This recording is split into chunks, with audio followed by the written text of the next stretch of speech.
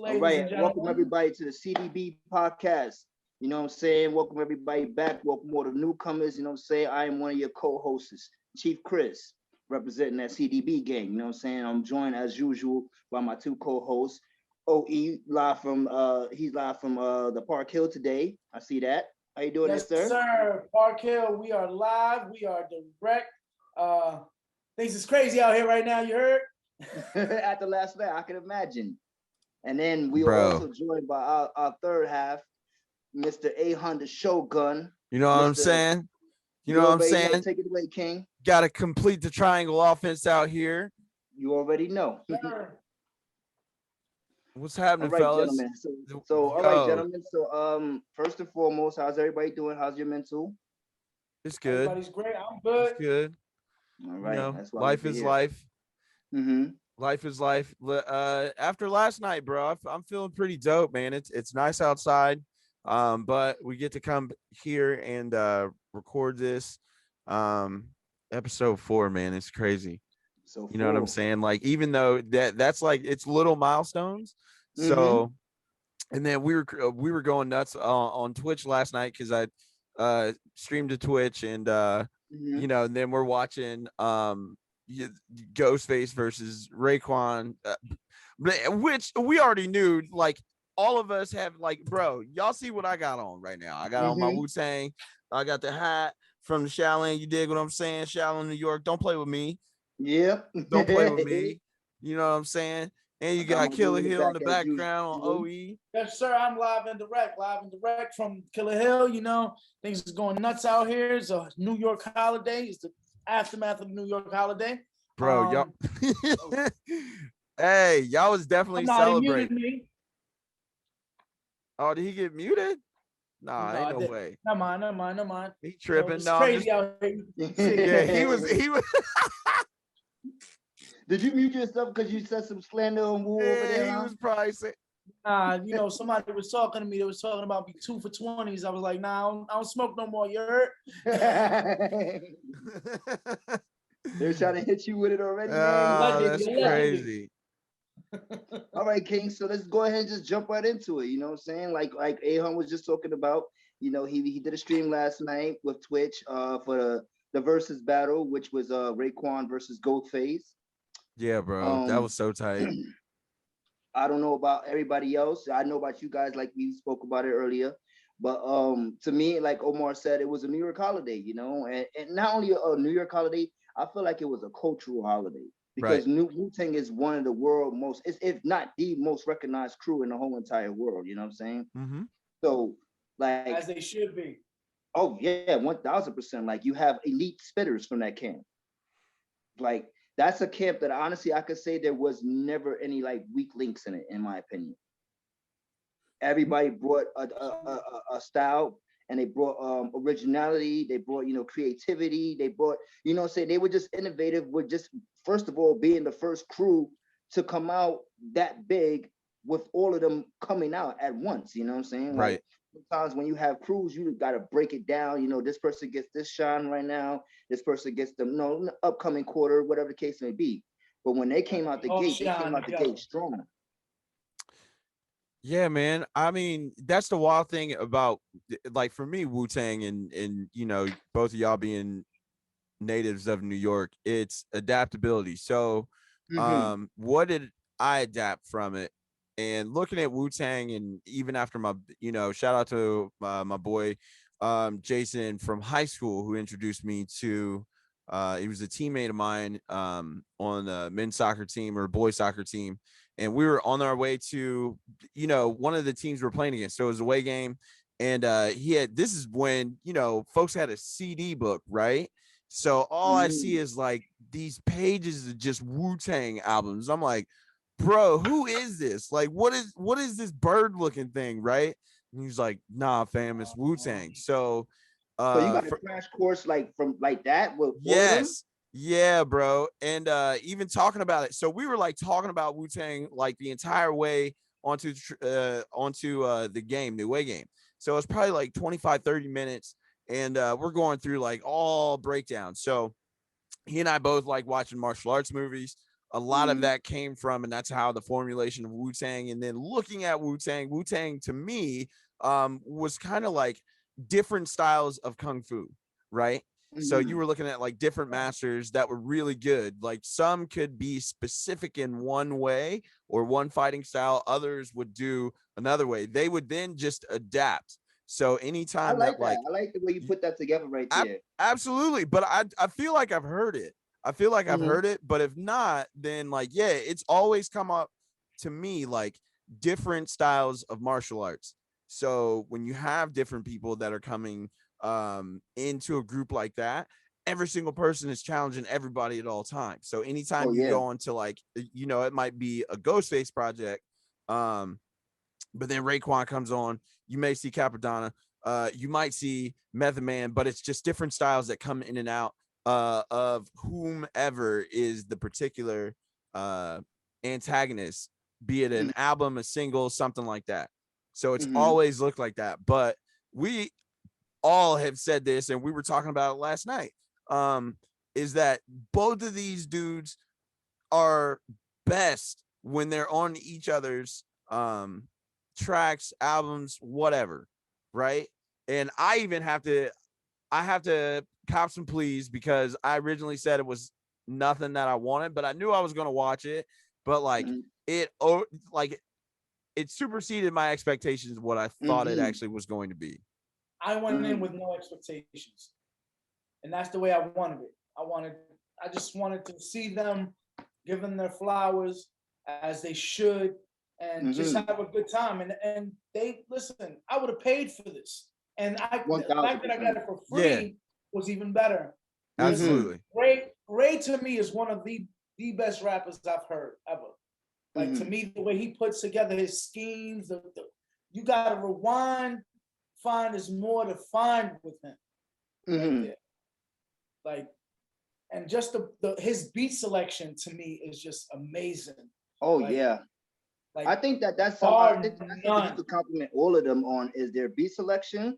They have a really good ear for hip hop. But I definitely agree with you with Raekwon, right? Raekwon, he gives you that gritty, that yeah. Right. Like going back to what Ghostface said last night, like he just is just Scorsese like you this sounds like a soundtrack to a gritty gangster movie, and you just have this man in the background telling you the whole story.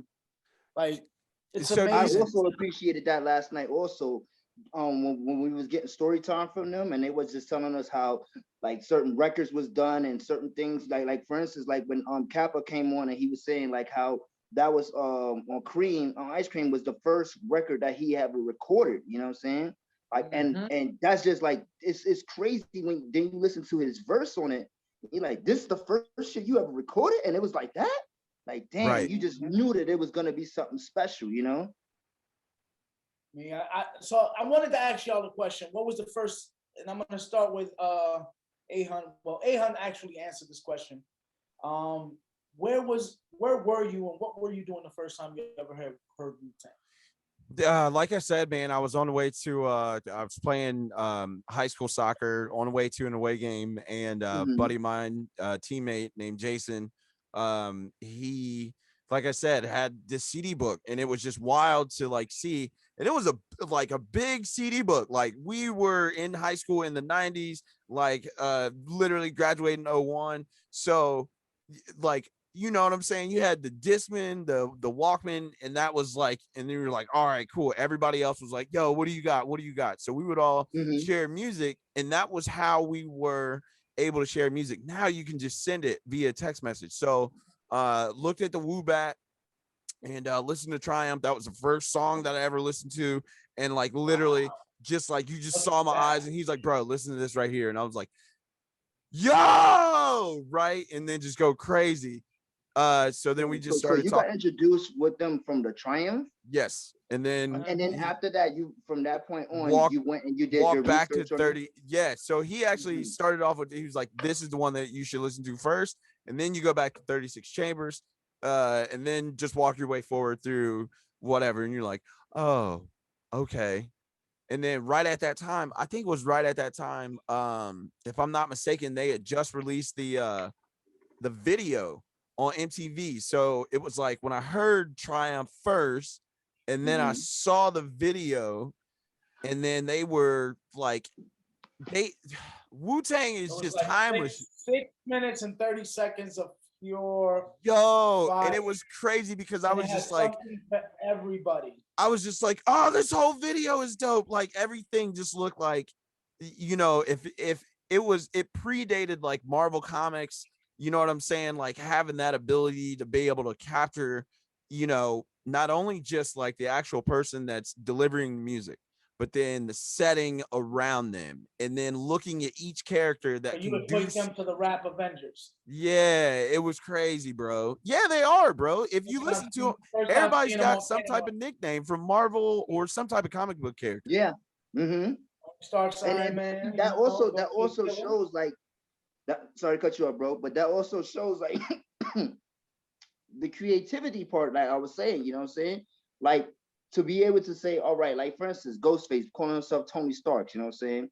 And then everybody knows Tony Stark is the money man. He's which was so perfect for Ghostface because he was known as being the flashiest one out of everybody. You know what I'm saying? Wow, nigga.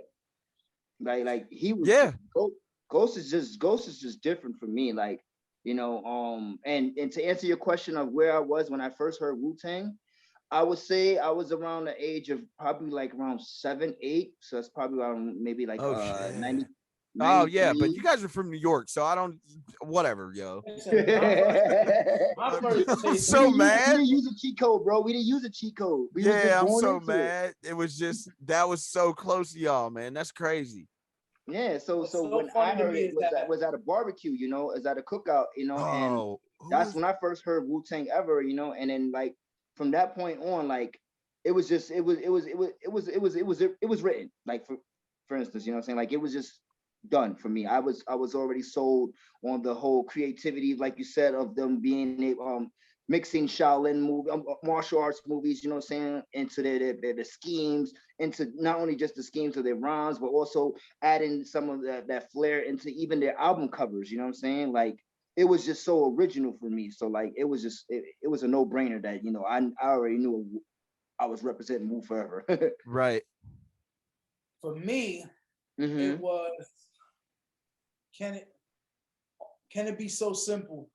The first joint, the video, like I remember that like it was yesterday. Like that Snow Beach fucking overall, that shit just being so gritty. And I'm like, I'm watching Video Music Box. That's a lot of people can remember that. I don't know if you remember that Shogun. Video Music Box. Oh yeah, that's when you call in and you request a song you want. You pay what, $5 or $3 for two, 3 songs that you want to see on the radio, that you want to see on the box, on the TV. So first time I ever look into that, I was like 7, 8, or 9. I don't know. Wu-Tang? That's just caller, who you want? Caller, who do you want? Yeah, bro. Let me play that Wu-Tang for me. Wu-Tang again? Again and again, bro. Well, my mother got a bill for like about $30 because I wowed out. Oh yeah, you definitely got smacked upside your. Yeah, but that video right there, the MPVs, I know all the hustlers from that era. They was all running in. Now that's a minivan to you, but that was an MPV to us. Like you was balling if you was in that. That Snow Beach overall, like I said, like I told you yesterday, A.Hun, I didn't see people get robbed live for that. Like that's just the era that we came from.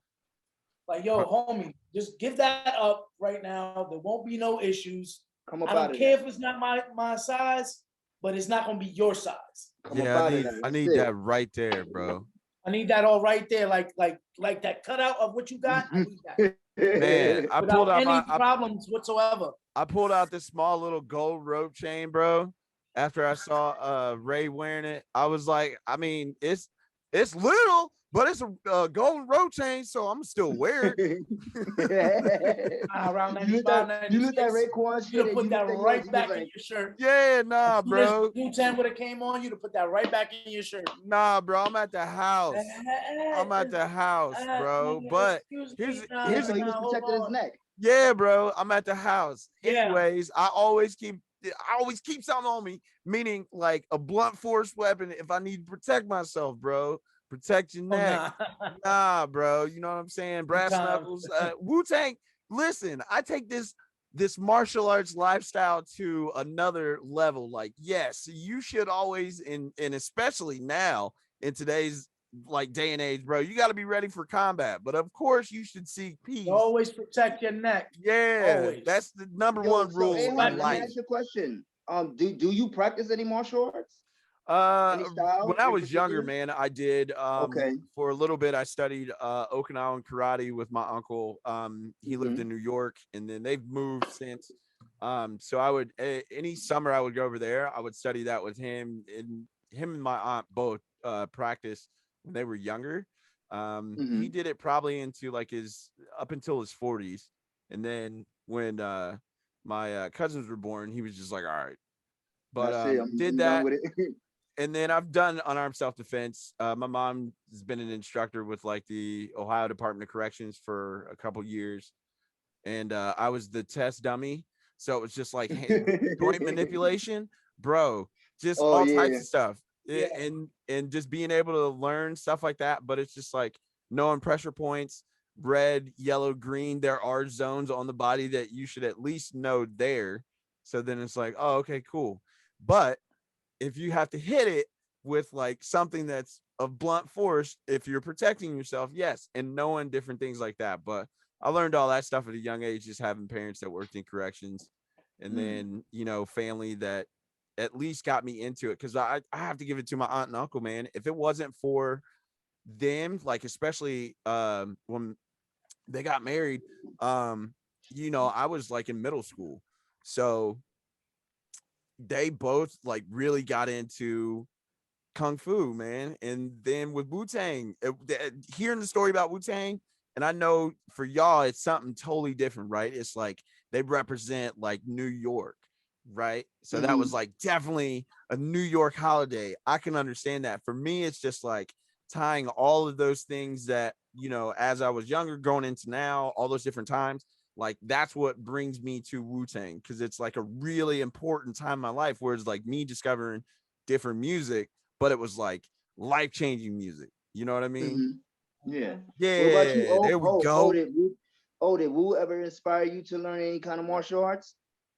Oh well, I took Taekwondo when I was younger, Okay. so I was Okay. already something like that. But that just right there, like Golden Arms, Wu-Tang versus Shaolin. Like I Right. got all of them. I still have them today. Like they Mm. just made me watch. Oh, I gotta go watch this. I gotta go watch this. Like they just Mhm. brought a whole nother genre of just like music to me, because I'm Spanish, I'm Dominican, so in my house, I don't know if it's in many Spanish houses, but in my house, rap wasn't played like that or was frowned upon.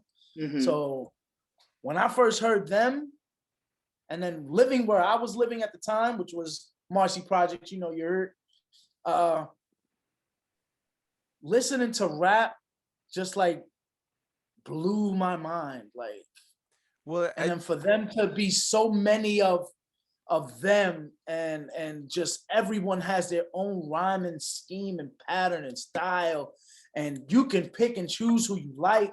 Like for Mhm. me, Ray was just like, he was one of the illest.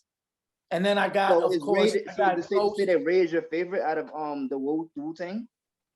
Yes, he is one of my favorite. And then you got Ghostface is right next to it, which is perfect for me. But if I gotta pick somebody, it makes it hard. Because Mhm. Tony was Tony, man. Like Nutmeg to me was one of his best tracks ever. Because you don't know Yeah. what the fuck he's saying, but it sounds so good You over know what that it is beat. too, though, bro. It's like you said too, like, and that's why I was a little upset at first the announcement of this battle, because it's like we all recognize it. You know what I'm saying? If right. you're a Wu fan, you know this from off the get that Absolutely. Wu that Ray and Ghost best material is when you're together, you know what I'm saying? Or some of their best material. I wouldn't say all of it, but a huge majority, huge percentage of their catalog. When you go into the and you start picking out the hits and the ones that really stick out, Ray and Ghost is always together on it. So I was kind of like disappointed in that matchup at first, but then last night, you know, and what another thing that I really respected last night too, because even though it was a battle, like or versus whatever the case may be, you know what I'm saying, there were some records that Raekwon that had ended up playing that had Ghost opening up on those tracks, and he was like, "Yo, get your shit off, King! Like, go ahead, spit that shit. Even though this is my round and this is supposed to be for my my round, you know what I'm saying? You on this track too, so let's perform this shit. We here, you know what I'm saying? So I thought that was really dope about them. Like it was. That's why I didn't. I'm sorry to cut you off. That's why. No, you good, bro. You good. I didn't have a winner. The culture one, because this is you can't really like go against each other when you have and it's gonna be 3 albums, bro. of y'all together. I'm gonna call a TV timeout right there because that is wild, yo. Because y'all were seriously, and to bring attention to this, because earlier, and I think this was probably in the last podcast, and even since then, you know, both of y'all have had y'all's perspective in regards to who you think would win. And then even afterwards, even a little bit, I think is more leaning towards, and it may be just bias of who your favorite rapper is, you know, in regards to like Wu-Tang, right? Yeah. Chief, you have Ghostface. Yeah, yes, correct. I have Ghostface winning last night. And then you have Raekwon the Chef. So what I wanted to do is I am going to look at the score. Like we're all going to take a look at the scorecards, see who and what round, like in each round. And I'm not looking at Chris's disrespectful scorecard that he said yesterday. Actually, this is coming from Billboard. So if I'm not mistaken, this is on Billboard.com. So it's got all the like of who played what, right? So okay, as the track list. I have it right here myself as well. Oh, let's go. Let's share it. All right, let's do it. All right. So round one. Ghost opening up with Special Delivery remix. Uh-huh. All right. And what was the one that Raekwon had opened up with? I'm trying to pull Do it on the Barbie. And I have Raekwon winning that. That was a sick verse on that. On an Outkast joint too. All right. Now here's my take on that one. I have Ghost winning, not because of my biasness for Ghost, but I think honestly, like that verse where Ghost came on, especially at that time, right? Because you gotta remember when that song came out, it was an introduction to G-Dep, you know what I'm saying? It was G-Dep's startup, right? And for me, when Ghost came on that track, it was a collaboration that I didn't even see happening. Like no one could have anticipated that collaboration happening, you know what I'm saying? And then for him to come on that track and to me outshine everybody, like Ghost's vocabulary and I think his voice wins me over more than anything sometimes. Like I love his rapper's voice. All right. So can I give you what Billboard says? Okay, sure. So Billboard says that, and again, this is not me scoring. I'm kind of in agreement. Well, I'm really in agreement with what O said in regards to like the culture one, just because everybody is now coming back and looking at like Wu-Tang and why Wu-Tang is just such a dope. Like for me, Wu-Tang, greatest hip hop group all time. Like Black Beatles, it don't matter. Like you know what I'm saying? Yeah.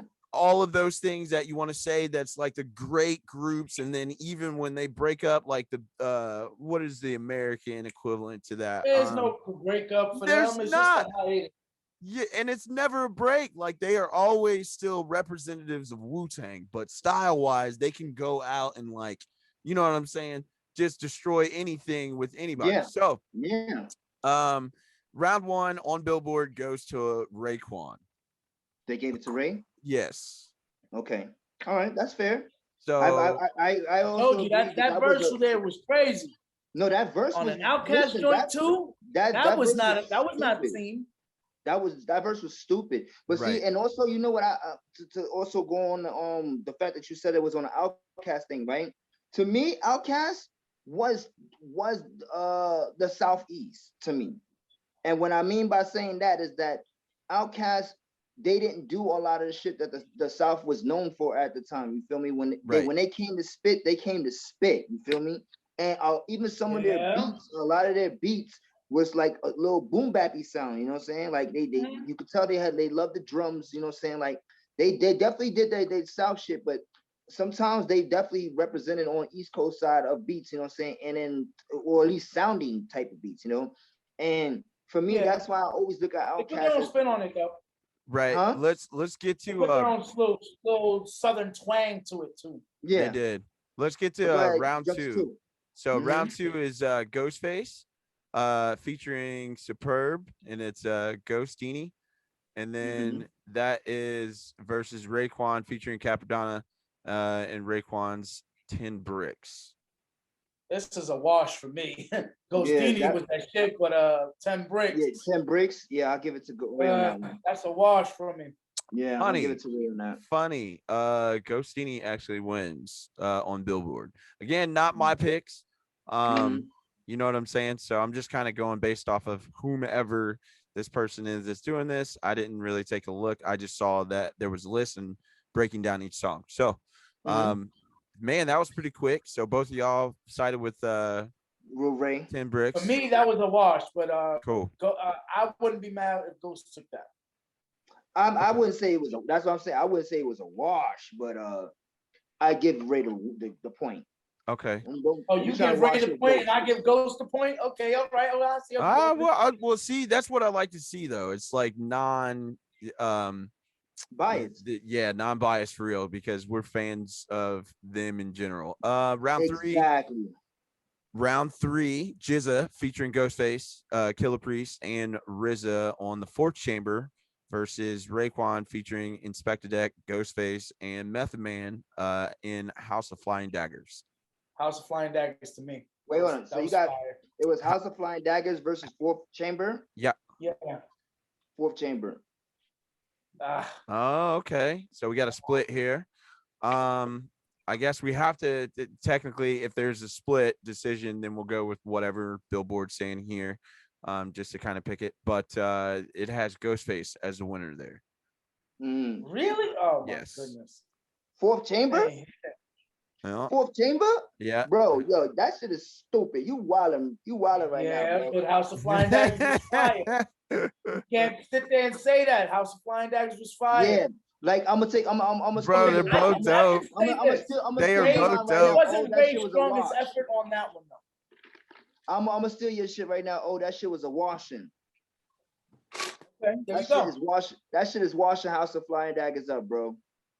No, a wash is a tie, bro. Not not New York, not the New York version of wash, bro. Like the actual, just like, hey, it's just a split decision. Oh, my bad. Listen, he done moved out. We talking about New York. I thought he out in Colorado, I know. I gotta make a little bit more. You tell me you gonna wash me up, homie. I'm ready to just. He took that as ultimate. Yo, he took that as ultimate disrespect. Now listen, I know we want to get to the respect. I know we got to get to the disrespectfully later, but we're not going to get there just right now. So a wash is just, it's a tie, but according to Billboard, they go that goes to Ghostface. Let's hear 4. And we'll try and rock through. So round 4, we are looking round at 4. You don't even have to do it. It's Raekwon, Incarcerated Scarfaces. Yeah, absolutely. Keep it moving. But that's a point. I would call that. What was Ghost's? Ghost was Mighty Healthy. Oh yeah, no, Incarcerated Scarfaces. Yeah, he was washed in that round. Yo, so here's here's what Billboard says. They gave that to, and this is why I know somebody is absolutely buns at who picked this lineup. They gave that to Ghost. Why? Oh, Incarcerated Scarfaces? Yes, bro. Are you fucking shitting me? Yeah. Let me know. Can you let me know? So, and let's read it. I don't. Again, like I said, we're gonna find out who this person is who wrote this. Yeah, because I need to speak to him with my hands. Let's see who wrote this Me and him need to article. have a hand Jason Buford. He's wilding. Yeah. So this is hip hop You supposed to take hip hop advice from somebody named Buford? Yeah, not at all. Yeah, let's not do that. Yeah. So, anyways, this is what Jason Buford said. This is the hardest one yet. Raekwon should have won a Pulitzer for what he spat on Scarface's, but Ghostface charm on Mighty Healthy is ubiquitous in our culture. Nah. Okay, I don't so know that if was I his know breakdown if of Buford's it. a part of the culture. Anyways, Yo, this we did. motherfucker used ubiquitous when he said something about Ghostface. Let's keep it moving. Well, what he says though is that he's like, we wouldn't have Kanye's New God flow without it. Ghost is not the hurt.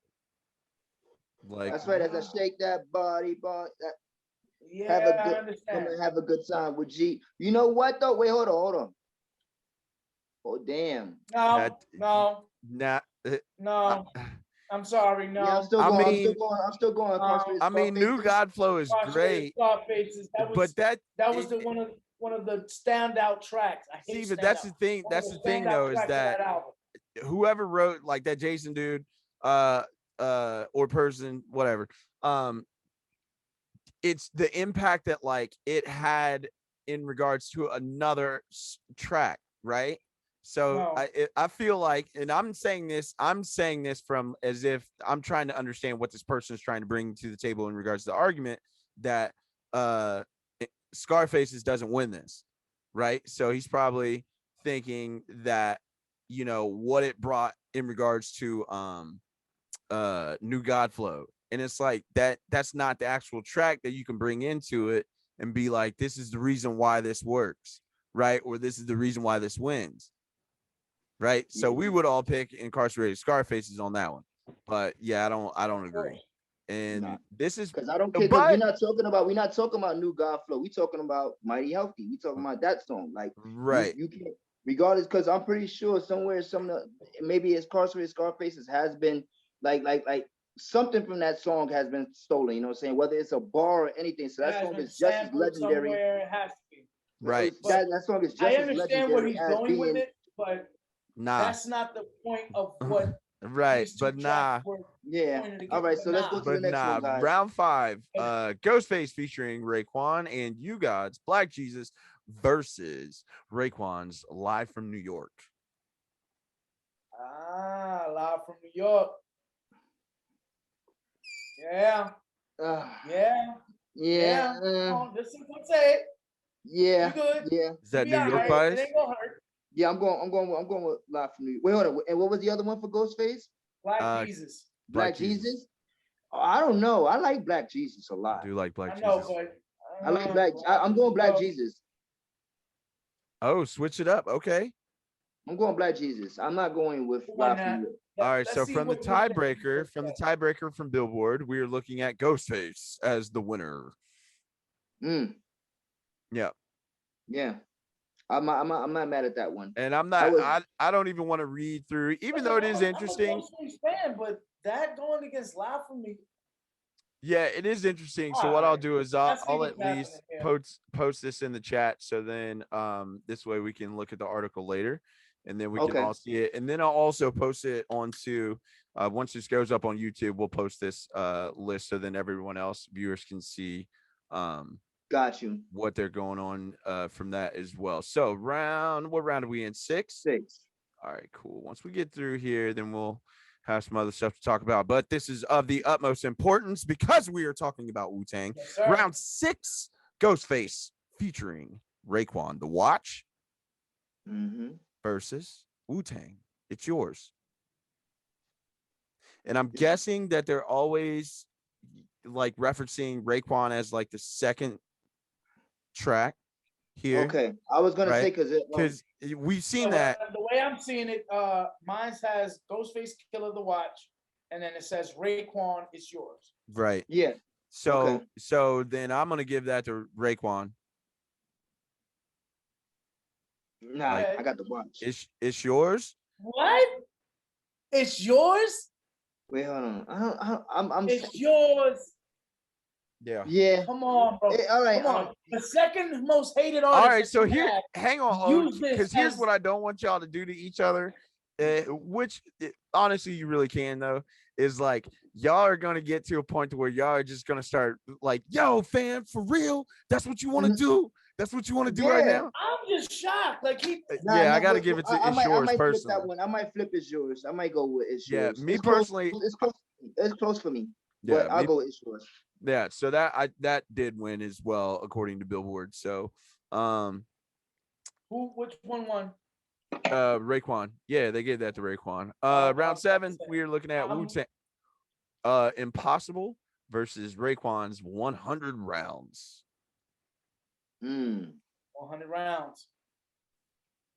I'm sorry if my bias is showing here, but yeah, dog. That 100 rounds was fire. Yeah, bro. You literally have. I think, except for like maybe 2 you picked. All right, I think yeah. Who you got, Chief? I think I could Ghost. Ghost. Yeah. All right, so we got a tiebreaker again. Billboard scores this to Raekwon. I knew it. Let's see. Round 8 is a wash, by the way. Yo, round 8 is like dog. Round 8. What's round 8? What's round 8? So round 8 is Ghostface, featuring You God and Madam Majestic and what is that? Churches. Yep. Versus Raekwon's Ice Cream. That's a wash. Oh yeah. no. I literally can't. No, I'm cool. That shouldn't have been fair for him to use that song. Everybody was on that damn track. But that's a wash, yeah, for sure. For sure. Like that song he was the standout on that one though. Yeah. You think so? I think Ghost's verse was better on that though. And it was longer too. I know, but the longevity doesn't mean it's a good.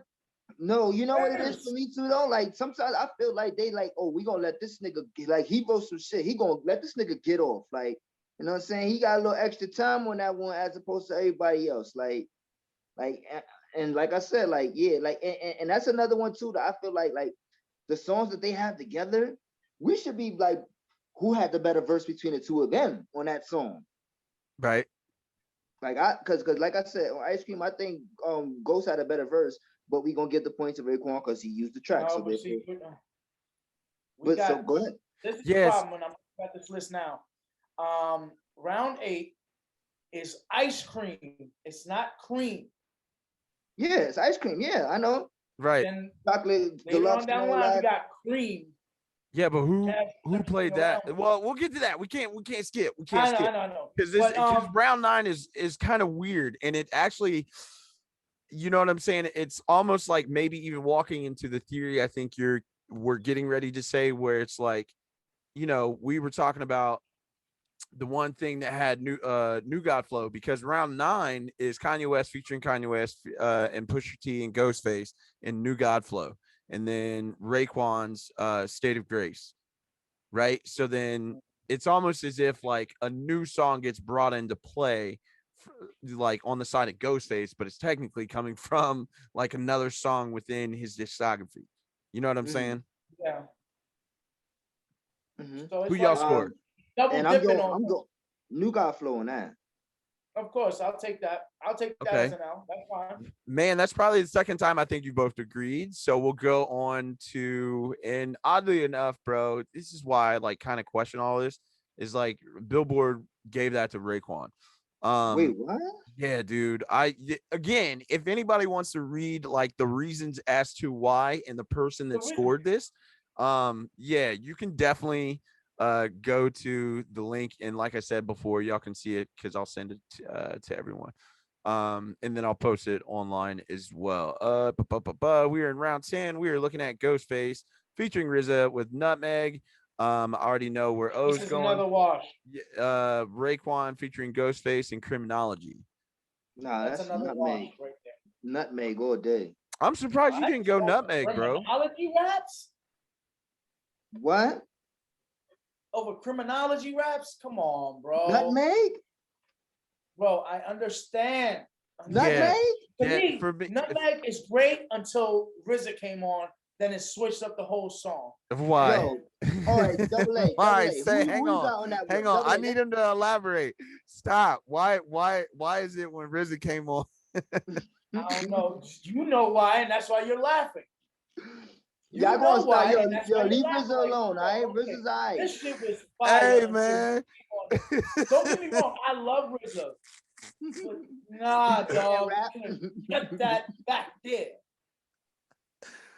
Nah, bro, you wildin'. RZA is nice. Bro, listen, the first time you heard this shit, he was like, yo, this shit is fire. Oh, shit, what the fuck happened? Oh, shit. I didn't know this was happening. I'm here now. You said this shit went left. Oh, my chest You could hurts. have left that in the lab, homie. Nah, you wildin', bro. Telling me how the girl was like when she met us. Go for that shit, yo. And shout out to Kick RZA rocks too, with that. Hey, homie. shout out to RZA, bro. Hey, Fuck outta seriously, here, Mo, you if it wildin'. wasn't for RZA, though, we really there would be no Wu-Tang. I understand that, but There would be no RZA Wu-Tang. is great on the boards. On the mic, he's nice too. You don't fuck. He's fuck with alright. that he's Bobby Digital? okay. This fuck with just that Bobby wasn't Digital? one of his things. Yo, This I wasn't like. his best one. I will say I do like the confidence of RZA, like in regards to like, you know, he might punch above his weight sometimes, but just like his overall. If I had to put, I would definitely listen to a RZA album before I would listen to a Baby from Cash Money album. But that's okay. Oh, that's not even a Yeah, debate. you know what I'm saying? Like Listen, people but put, my thing but is- the reason why I say that is because people kind of put RZA in that category of like, yeah, Oh, you carry some No. weight within. No, he actually wrote his own shit. That's the difference. Yeah. Yeah, You that's got true. Dr. Dre, I would never Baby, put they RZA got and somebody Baby else to write these shit, and that Baby shit from still Cash sounds Money in the trash. same category, in the same conversation. That wouldn't even happen But, for me. Like, Yeah, it's like he would almost be like a I don't Manny need you to Fresh. tell me when Baby Girl is menstruating on the track. Well, Ghostface just spit some fucking crazy shit. I'm trying to, digest that, and you come in here Yeah, with man, wild he shit. came. Yo, that was wild, bro.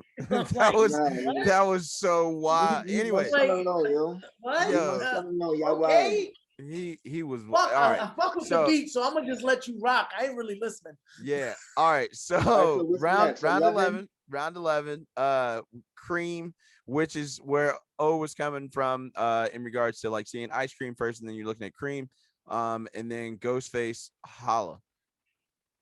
So he Wait. Raekwon used Cream? yeah. Oh, Oh see, wait, you that's never that- told us who won round 10 according to Round 10 according to them was Raekwon. Okay, as it should have been. Okay. What about you, Double A? How you felt about that nutmeg matchup? Nah, man, I expected everybody to vote unanimously versus for Nutmeg. Mm. But I'm Really? going basic. Yeah, like I'm trying not to be from like a personal point. I just like out of the two of those, Well, I like this nutmeg. is personal point. If you asking our opinions, no. But go ahead. Yeah, so no. 11? For me, I'm supposed to be the non-biased person here. I'm supposed to be Okay. refereeing because we've got who is representing the corner of Raekwon, and then we have the Chief who's representing the corner of Ghostface. So if we're looking at round 11, yeah, Oh, Raekwon. by the way, ahead. in my personal opinion, Ray got into his bag in the second half. I think he did. Yeah, think he did. I think Bang. Ghostface did too. I think Ghost came. He was countering too. They were countering. Yeah, they both were, and that's what I thought was really funny though. Is just like they both knew that the tracks that they played, they would like say, "Oh, he shot me in the leg, bro. He shot me in the leg. He just got off the, he just hit me Wait, with hold a." on. So we're going on round 11 right now, right? Yeah. So All right, round so right 11, now, we so just for clarification, right now I have it scored 6-4. who's up on your end? Ghost. Okay. What do you have? Oh. I have. Let me see. I wasn't even counting, but Oh, that's all right. I have it 5-5 with a tie or two. Okay. All right. That's actually. Or no, 4-4 with a tie with a tie. Two ties. Yeah. Okay. We are looking at round 11. So you've got Wu-Tang, which it looks like this is, like you said, Chris, this is Raekwon's track, Cream, and then Ghostface Holla. So, all right, so now round 11 is give it to Raekwon. Cream. Yeah, Okay, obviously. so I that's think everybody's obvious. gonna vote. Yeah. Cream and Ice Cream were just two that's what I'm saying. Like whoever used those songs, Right. those are automatic points, and whoever was gonna counter after that, they wasn't gonna throw their hard shit out for that. Yeah, and they gave that to Raekwon too on Billboard. Of Round course. 12. So Exactly. it's Raekwon versus featuring Ghostface. Again, we're just gonna see this consistently. Rainy Days remix versus Ghostface and Raekwon, Daytona 500. Daytona 500 for me. Yeah. Rainy But Days, I I'm really sorry. do like Rainy Days remix though. No, I'm going Daytona 500 also. And I got Rainy Days. And Yeah. who did they have? It's So now I Ghostface. have it. So now I have a 7-5. Ghostface, all right. Okay. So now I'm scoring. It's a 7-5 for me right now. Okay, so round 13, Raekwon featuring Mask Killah and Ghostface, Glaciers of Ice versus Ghostface featuring Jadakiss, Run. Run. Y'all for gonna me. tell me y'all took Run, right? No, personally, I got Glaciers of Ice. I don't that's understand. what I'm saying here. I got Even though I'm, Run. I'm not Glaciers of supposed Ice. to be scoring here, but I yes, know, Run. but you're Yeah. I got you're a Run, Wu-Tang fan and I'm as gonna tell you well. why I got Run. Run for me is like it has a personal, like you know what I'm saying, like holds a place for me. You know what I'm Chris, saying? In my just heart. because you heard this shit as you was running from the police, Nah, son, I'm doesn't just make saying, it like hot. I'm saying because that was during that time when Ghost was like my favorite rapper, like more than even Nas at that point, because that's around Supreme Clientele. That was during the era of the Pretty Tony album. yeah, you he know what I'm was saying, the he Fish was on Scales. he was Like killing. he was on fire. That's why for me, he was on fire. Like even more Fish Scales, like bro. Oh Stop yeah, more listening. fish. Oh, bro, to be honest with you, and fish all scale, more actuality, fish. Right there, that's what I'm saying. Like Ghost for me at that point was like my favorite rapper at that point. I remember at that point in my life, Ghost was my favorite rapper, and like I even at that point, y'all know how my bias about Nas, you know what I'm saying? But at that point, he was better for me than That Nas. is crazy. And y'all know that coming from my mouth. That's Y'all know me. crazy. Yeah, they gave that to Ghost on Billboard but round 14.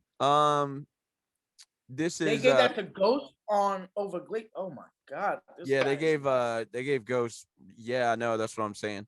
I would have picked Glaciers of Ice over Run, but Run was also Run grew on me as a like, you know, it grew on me as I hold it. That beat alone too. Yo, what? Yo, that shit is hard. So y'all It was wild, hot, but man. it wasn't. It's Nah, not. that shit It's is not Glaciers fucking of Ice. hard, nigga. I'm Glaciers of Ice was part of one of the greatest albums Glaciers of Ice. I give it to you. That shit is hard too, bro. But like, nah, like, and then you had Ghost on that joint too. So like, I'm giving Ghost more points. Like, Oh fuck that. man, round 14 is kind of. So I'm interested to hear this. So Fat Joe featuring Nas, Big Pun, Jadakiss and Raekwon, John Blaze versus Ghostface. It's over. What do you gentlemen think? Of course, John Blaze. Yeah. Yeah, there's that like, and that roster lineup right there. That's impossible to. It's a little odd. You said Pun, Nas, who else? Huh? You said Pun, It Nas, was and who else? Jadakiss, Pun. It was Jadakiss, Pun, Nas, Raekwon, and Joe. Yeah, Fat Joe. There you go. That's the other one I was thinking. Fat Joe. Yeah, that's crazy. You can't. That's like a Mount Rushmore for some. Round 15. Looking at Yayo, Raekwon versus Ghostface 1. I got Ghostface on this one. I remember Yayo. I got to go back and listen to it, but he was spitting some shit. But I remember Ghostface. Yeah, I think this might have been a Raekwon throwaway a little bit. I don't think it was throwaway. I just think that was one in the vault. Like, right. Not many people heard. And I think also what it was is that he was like it was in a vault, but it was like depending on what he's gonna play, you know what I'm saying? Like I'm just gonna use this here, you know what I'm saying? Because remember, this is what round 15 they got left. We're at right now? Yeah. Yeah, we're on round 15. So remember, you got 5 more tracks after that, you know what I'm saying? So like you want to risk like one of your big joints, you know what I'm saying? And then and then you play and you're like, dang. I think they did well like overall, if we're just looking at it, I think they did a really good job of like knowing like balance. So their DJs did great. Overall, I think it's dope, but we'll get to like overall the recap. Round 15. So they gave it to Ghostface on Billboard. Round 16, we're looking at Raekwon featuring Nas, Rich and Black versus Ghostface featuring Neo, Back Like That. It's gonna be Ghostface for the simple fact that that was a bigger hit. Yeah. But Rich and Black was fire. Rich and Black was fire. Yeah. Like I think I'm gonna change my pick on that. Originally, I gave it to Back Like That, but I think I'm gonna give that one to Raekwon also. I was gonna say, especially if you see Nas, then I would expect you from just your personal preference, you would lean more toward that anyway. Oddly enough, though, Billboard says that Ghostface won that. I know. And then because it was a bigger hit. Impact, right? And that's what it was. So that's why they would lean it. So again, we can kind of see that whoever's writing this is writing this from like an industry standpoint. And like they're bringing so many other factors in versus like, hey, if I had to pair these up and I'm just going based off of like, this is doper than this one right here. Or likability too. Yeah, absolutely. Like, that's what I'm saying. Because last night when I was scoring it originally, like I originally gave it to Back Like That because first thing I thought was like, oh yeah, this was a hit, like, you know what I'm saying? But now that when I was listening back, because I listened to the playlist backwards, you know what I'm saying, now, like the whole entire shit, and I'm like, yeah, like that was definitely like a Raekwon point. But go ahead now. Yeah, absolutely. I mean, at this point, we were all just really enjoying what was going on. Oh yeah, 1000%. And then that's 17, where where was 17? Verbal Intercourse versus Never Be the Same Again. That's Verbal Intercourse. Yeah, that's what Nas also, right? Yep. And Ghostface. Yeah, I was gonna say, and Ghost is on that too. And then funny thing, Ghostface, Never Be the Same Again featured Raekwon and Carl Thomas. Yeah. So they gave that to Raekwon. Never Be the Same Again was a big hit too, though. Yeah. Let's not get that fucked up. Super weird when like you end up like you're on a song and you beat yourself. You know what I'm saying? They literally are like what I'm saying. Like it should have been on like, songs like yo, but I had the better themselves. verse on that track, homie. Yeah. You know what I mean? Like they should have been like that.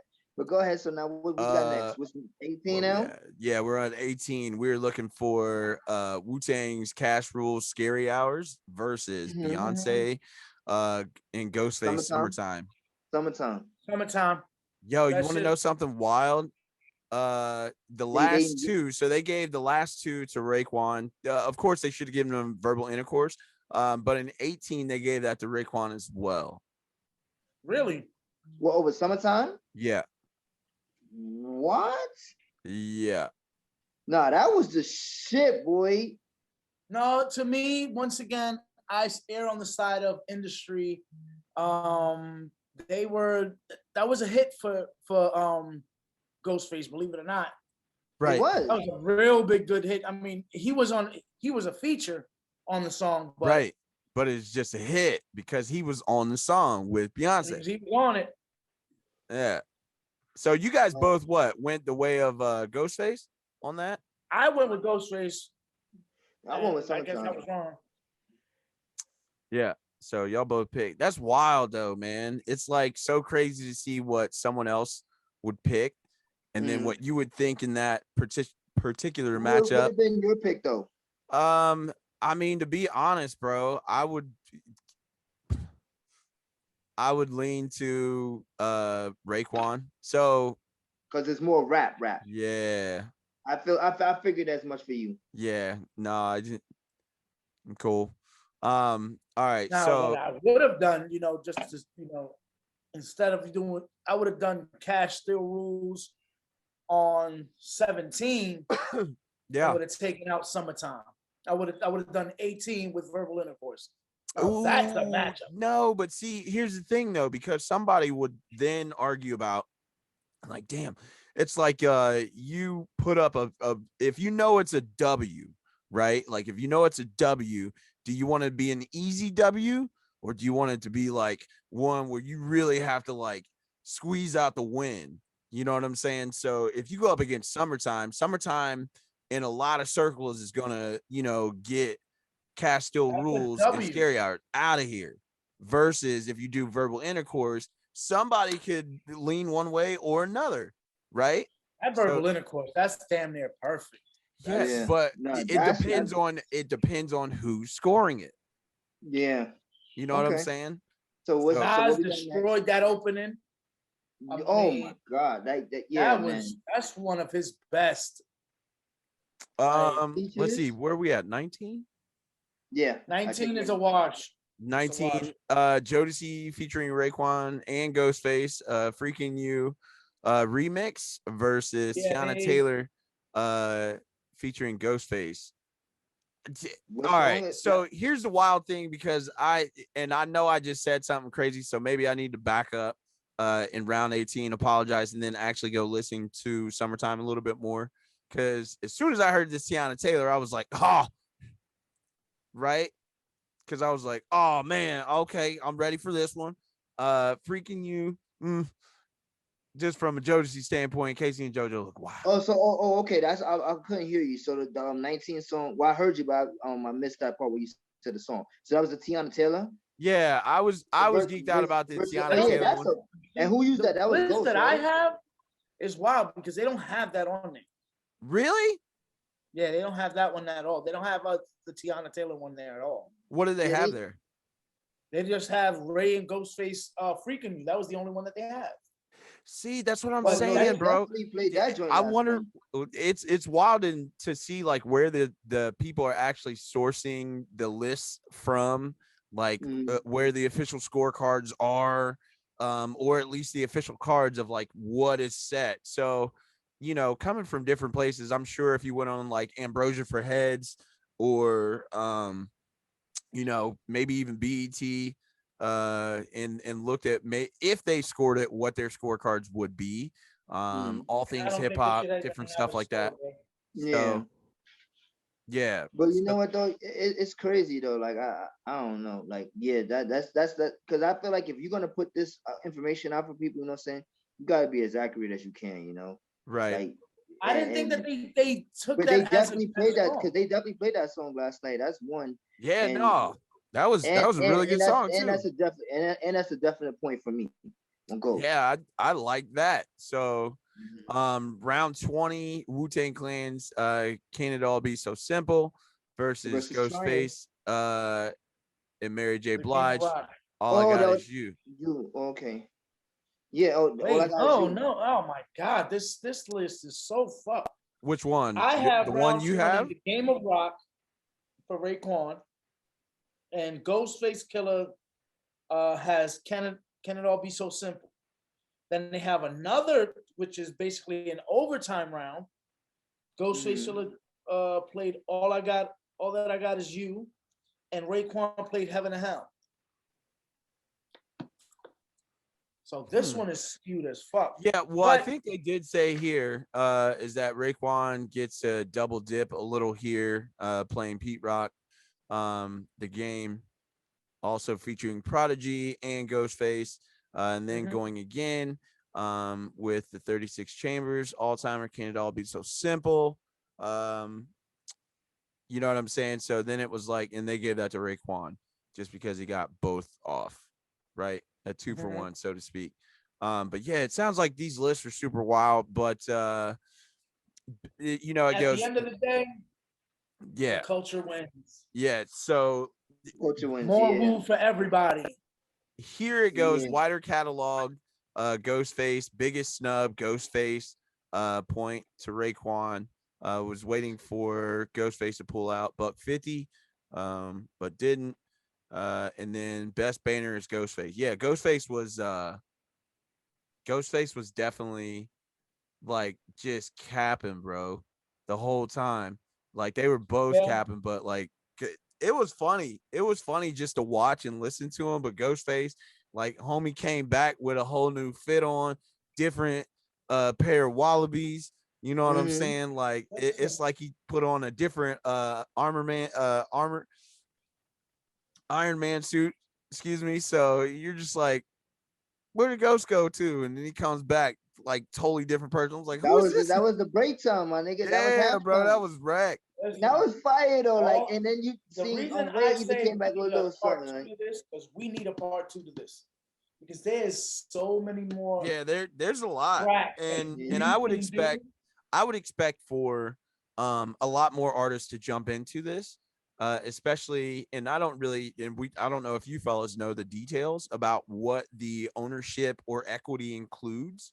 Mhm. You know what I'm saying? So, and y'all can enlighten me, especially if you do know, when it's like if they did do a round two, or if more members of Wu-Tang or anything, you would have more artists that want to participate in this, especially now with it being on Triller. But I know, Mhm. to your point, Chris, is that you were just upset that not as many people would naturally it wasn't advertised right, so then not as Yeah, many it people wasn't tuned promoted into it. right. Like, Right. yeah, like it you know what I'm saying? It lacked promotion. Listen, And not it's only a that, transition. the lack of audience, because I don't, like I said, I didn't get a chance to see the numbers for Triller, but I seen the Instagram, you know what I'm saying, feed live, you know what I'm saying? Right. And that shit was like 100,000, you know what I'm saying? Like at best. Triller So didn't put up any numbers. huh? Triller didn't release any numbers that I know of. Okay, that's what I'm saying. I Like, so don't think that they ever do anything. so I don't know the audience on that, you know what I'm saying? Like, maybe it was more massive over there, you know what I'm saying? Especially because it was their breakthrough and it's their first time they doing it, you know what I'm Right. saying? But I just decided to go the old way and go to Graham and fuck it, you know? And Bro, I wonder what that actually is, though. You know what I'm saying? Like, for me, I want to know what that Triller number is. yeah, that's They're what I'm not. saying. No, of course, I don't think they actually are going to put that up for a while, if at all. Because They to might do them, that because they Triller do release their like when they do pay-per-views and shit like that, they release their numbers on how much they Yeah, but that's made, a you know little what I'm bit saying, different. back. Pay-per-view numbers, a lot of people look to that. right. No, But because it isn't a paid event, you know what I'm saying? They are going to like I believe they're gonna probably release the numbers so they can get more exposure to this, like, you know Yeah, what I'm saying? absolutely. And the thing Thing is that they too got is going. that becomes a tangible asset, well, an intangible asset, right? Because once you see what that number may be, let's say they did, 4 million, right? Okay. Worldwide, or maybe even more than that. For the amount of people Mhm. that we think like Wu-Tang or enjoy Wu-Tang across the globe, if you would say that maybe 60%, let's say if like 60% of Wu-Tang members actually knew that they could have watched, two integral parts of that group on live on Triller, and what that number looked like. So Yeah. then maybe that might, like, and I don't even want to start giving away free game to them, because there's so many things that they really could do with this, Yeah, for that sure. and I'm speaking more so on versus instead of Triller, trying not Yeah, to yeah, I know what you mean. double on talk. So yeah, I think that there's so much that can actually be done from that standpoint, and even leading into things. But what do you guys think the overall scorecard is?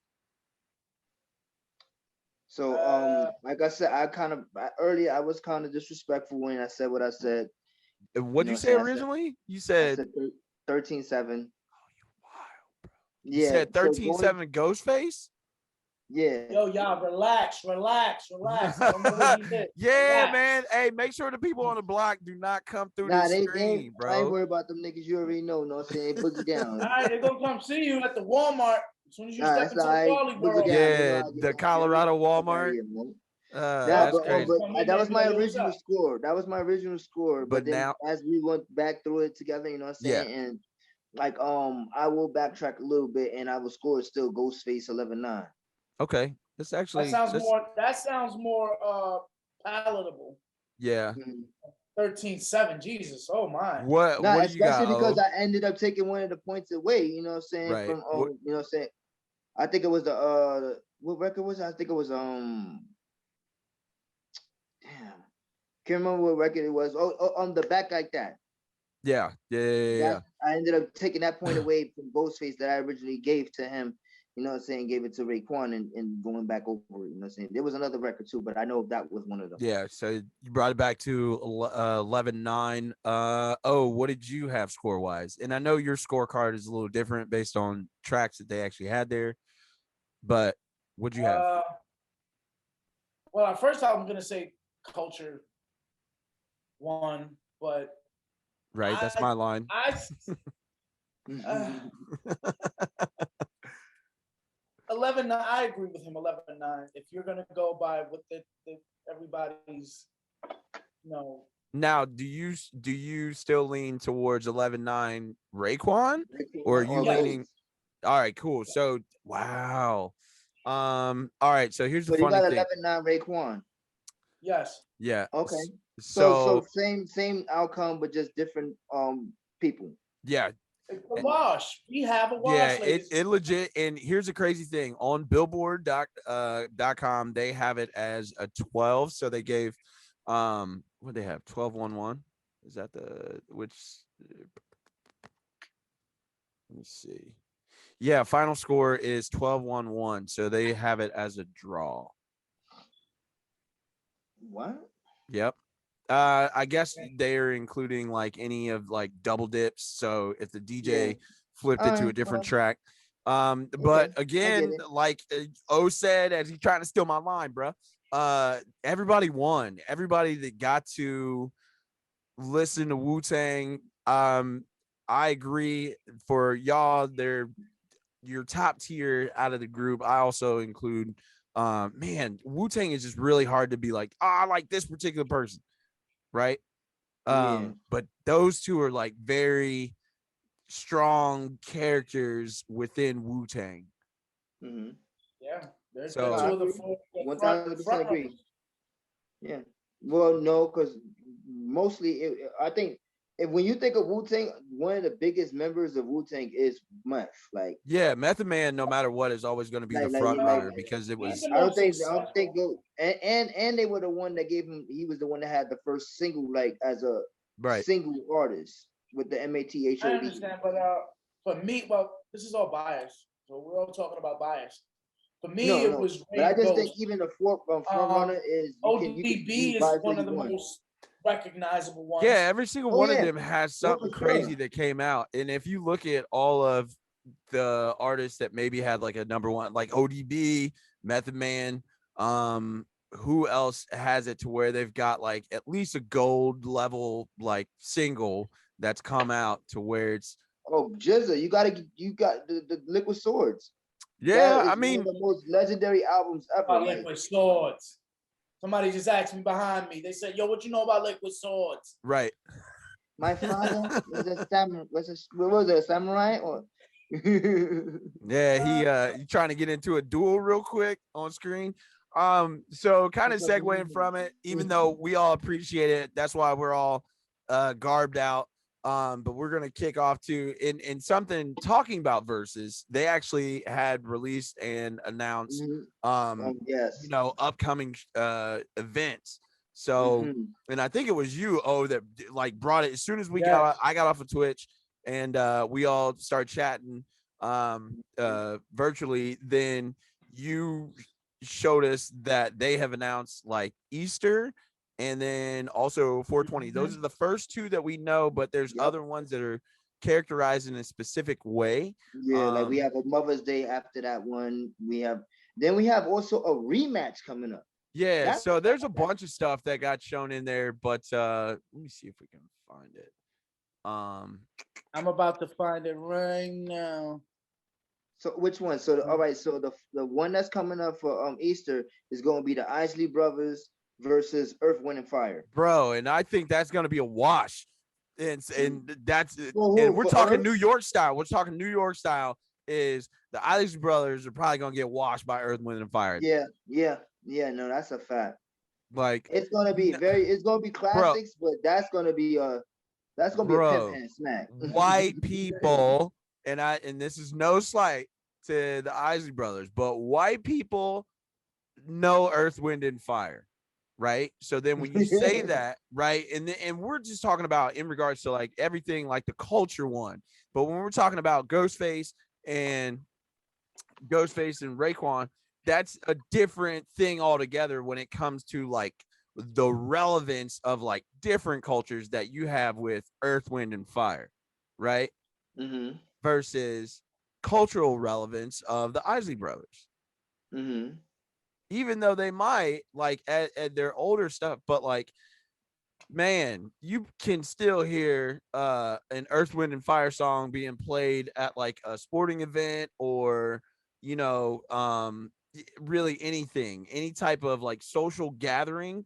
You're going to hear that somewhere where like other people from different cultures know Earth, Wind, and Fire. And a lot of white people that I know like Earth, Wind, and Fire. So Facts. then you're going to have people that get brought into this conversation. Not saying that they shouldn't or should be, you know, we want to try and bring in as many people as possible while Of course. enjoying our culture. But at the same time, too, we want to make sure that those people also don't just come nitpick and get the parts that they like and then don't see the other parts. Motherfucker. Yeah, for sure. Anyways. Oh yeah, I feel you. But But yeah, no, man, I just so think what I gotta say about that battle is that I feel like, all right, like you said, I agree with you, Double A, that it's gonna be a washing on Earth, Wind, and Fire's part. They're gonna just clean them up real quick, like, you know, like janitor store service, whatever. So, but I also No. but I also feel like Isley Brothers is not gonna go out like some chumps. Like the niggas gonna swing. they're not, and I agree to that The too. big I homie's gonna completely swing back. agree. The big homie's gonna swing back. And I think this one, for instance, like this right here is a win for the culture. Like this is like something like decades and generations that we've all went through. You know what I'm saying? Yeah, like, I was getting ready to say that I think a like lot this is more like, people are going to be involved outside of yeah, just like like culturally. this is It's gonna just be like, legendary. This yeah, is for gonna be like, sure. what was it? What was it? Gladys Knight versus Patty, right? Patty. Yep.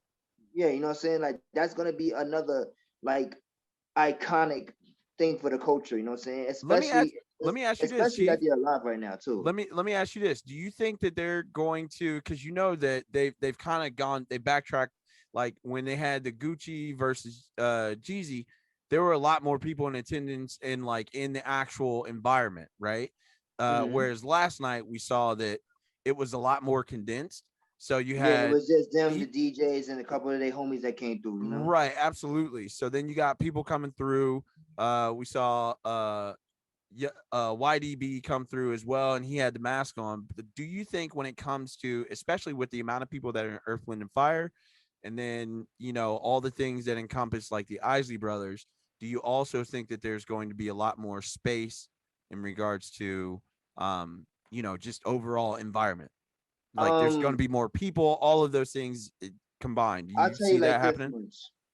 I'll tell you like this much. How I feel about that is depending on how the situation is still going with this COVID situation, you know, like whether or not if it gets worse or if it just stays moderate right now, you know what I'm saying, and we just able to maintain it to where we can just still be able to go out and have functions and to events. I think because, and it also depends on whether or not they're gonna have live band.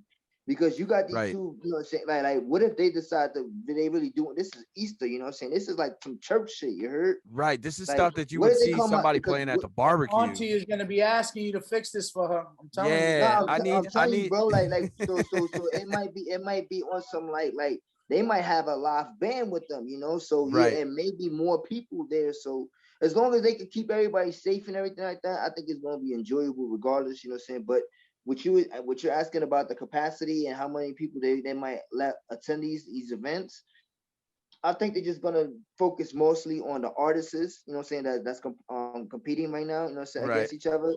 And then whether or not if they have like special like guests that come in, you know what I'm saying, to feature on a joint, you know what I'm saying, like for hip hop, you know what I'm saying, like how they did last night with Capadonna and Deck, you know what I mean? So unless they're gonna do stuff like that, I don't really foresee a lot of people there. Maybe like their family, Right. like maybe their wife and a couple kids or something like that. And these guys are all like in their 60s, 70s, almost probably. I don't even know, you know what I'm saying? Sorry for throwing that on them, you know what I mean? But like these guys, so I don't think that they're gonna have like a big crowd. Like they're gonna make them feel comfortable and Got like it. legends, Yeah, like they that like does they make did it. with Gladys and Patty, you know what I'm saying? They Yeah, had a I nice. didn't really take that into consideration either. Just at the age of all the Mm-hmm. participants for that one, and then what's Mm-hmm. going on. And Mm-hmm. then what was the second one? Because they have a second one that they announced out Yeah. after. 420. Well, the second one that they announced was 420, which is that's something that is gonna be very, very whatchamacallit, very Gonna be a highest influential. enjoyment month. Yeah, everybody's gonna be fried. Oh, here we go. So the second one, if you, ladies and gentlemen, thank you, O, for bringing it to our attention. So we see April 4th, we got Easter Sunday. So Isley Brothers versus Earth, Wind, and Fire. And then the How High 420 special, which is going to be on April 20th, Redman versus Method Man. That's gonna be something crazy. Now, And Smoke May out 8th. there Well, is- I'm wondering what May 8th is gonna be though. I already know that How High, 420, that shit is gonna be lit. Everybody's gonna be high. That shit is gonna be one for the books. But I'm looking at all of these blurred out names. yeah, and so somebody did in our group, I think on the ladies' Yeah. night one, they said that looks like it is Eve versus Eve Trina. versus Trina. So Yes. that would be an interesting one. I'm And interested. someone To see, also said that they think that one of them is Terror Squad, and he was saying because you could recognize the Q in the blur out, and I was like, oh shit, you kind of can. Okay. so Mother's Day I think will be interesting. I would like to know who that's going to be. That might be, and then the one that's Memorial Day Wait a minute. weekend. Now that I'm looking at it, could that be Dipset versus Terror Squad? Wait, It stop could- it. That's what I was saying. Wait, too. where? On the to be announced next to the Memorial Day weekend under it. Yeah, Could that be Dipset versus Dipset, Terror because it Squad? look, but I don't see a P going down. So, It's but fine. yeah, I'm thinking that too because it looks like 6 letters also. Yeah. Bro, the blur outs are crazy because Yeah. to me it just looks like a one word. At first, that's what I was saying too. I'm like, yo, what you, Mr. Dakota's son? And I was Yeah, like, you wild, bro. But that's a good eye for real. So yeah, but yeah, that's a good eye. could Yeah, be for sure. Dipset. I've expected Dipset to, since they came back out. I don't want Who to is see it? that. I expected them to come back outside anyway, and Now that especially be a G-Rose is part of. home, I That's now that expect. not a G-Rose good is one. home, you feel me? I think I agree with you also. Like, Yeah, but now I because don't. even- I don't want to see Terror Squad versus Dipset. Why not? No, because No, that's I'd rather that's a see heavy like. wash for Yeah, Terror I'd rather Squad. see They gonna get washed. Cruz. Yeah, I want to see Cruz from that standpoint. Whereas That like is a crew though. nah, I'm talking about like I want to see like super New So you was York. checking for Cuban Links album? Bro, listen, I you gotta wanna see- understand. But no, listen, you gotta understand. They can. It's Terror Squad, right? They can even reach in a pun bag. What are you talking about? But that's only so much you can reach into. Yeah. Pun. They got Pun records. They got Fat Joe records. They got Remy And records. They it's got it's not Terror Squad because you need Tony Bro. Sunshine. huh? You Tony need, Sunshine Triple is yeah, States. yeah. He got some. He got the. She's like that was Yeah, my I don't know if shit. I want to see. I don't know if I want to see that. Like, No, bro, I don't my wanna biggest see that, argument, bro. which I think would be hilarious because it just caused so much controversy, right? So we Mhm. were talking about Dipset versus who was that? G Unit. G Unit, yeah. And I was like, nah, fam, Dipset, get them out of there. I don't care, none of that. Like they lean too much into, at least from like a G Unit standpoint, I think they lean too much into 50. Even though you That's have why. That's really good lyricists in Lloyd Banks, who I like a lot. I guess if you can include, like, if they're 4 versus Dipset would be Game substituting Tony Yayo, Buck, who I think is probably the weakest link off of. why would they substitute Yayo? I mean, if you were just going for, Is he No, trash? he's trash and ass, but he has hits. So Seductive was a smash. I'll teach you how to stunt. That was not. He wasn't even on that record. What you talking about? no, I think That was just Buck Banks and Yeah. 50. That was off the Bake for Mercy, bro. That's Yeah. when Yayo was in prison. yeah. So As you can see. Yayo couldn't even claim that, but I'll teach you how to stunt. It's definitely So because it's Seductive. like it would be a good New York argument. So that's for me, I think would be really dope. Yeah. I don't think as many people, and I really am not as familiar with Terror Squad. So maybe that's me also coming. And I'll be honest, in that realm, like, you know Like what I'm they have some shit, but I'm not yeah, like no. But what I'm saying is like the front man, I think, is Fat Joe now, right? Because Pun is no longer there. So a lot of stuff was leaning into like Fat Joe from Terror Squad. But I'm very interested to see Method Man versus Redman. Only from the standpoint of like that is a lot of hip hop, especially when you're talking from like Brick Squad, right? With Redman. If he gets to go into that bag or anything with Sermon, like that's very difficult. Oh But then, yeah, for sure.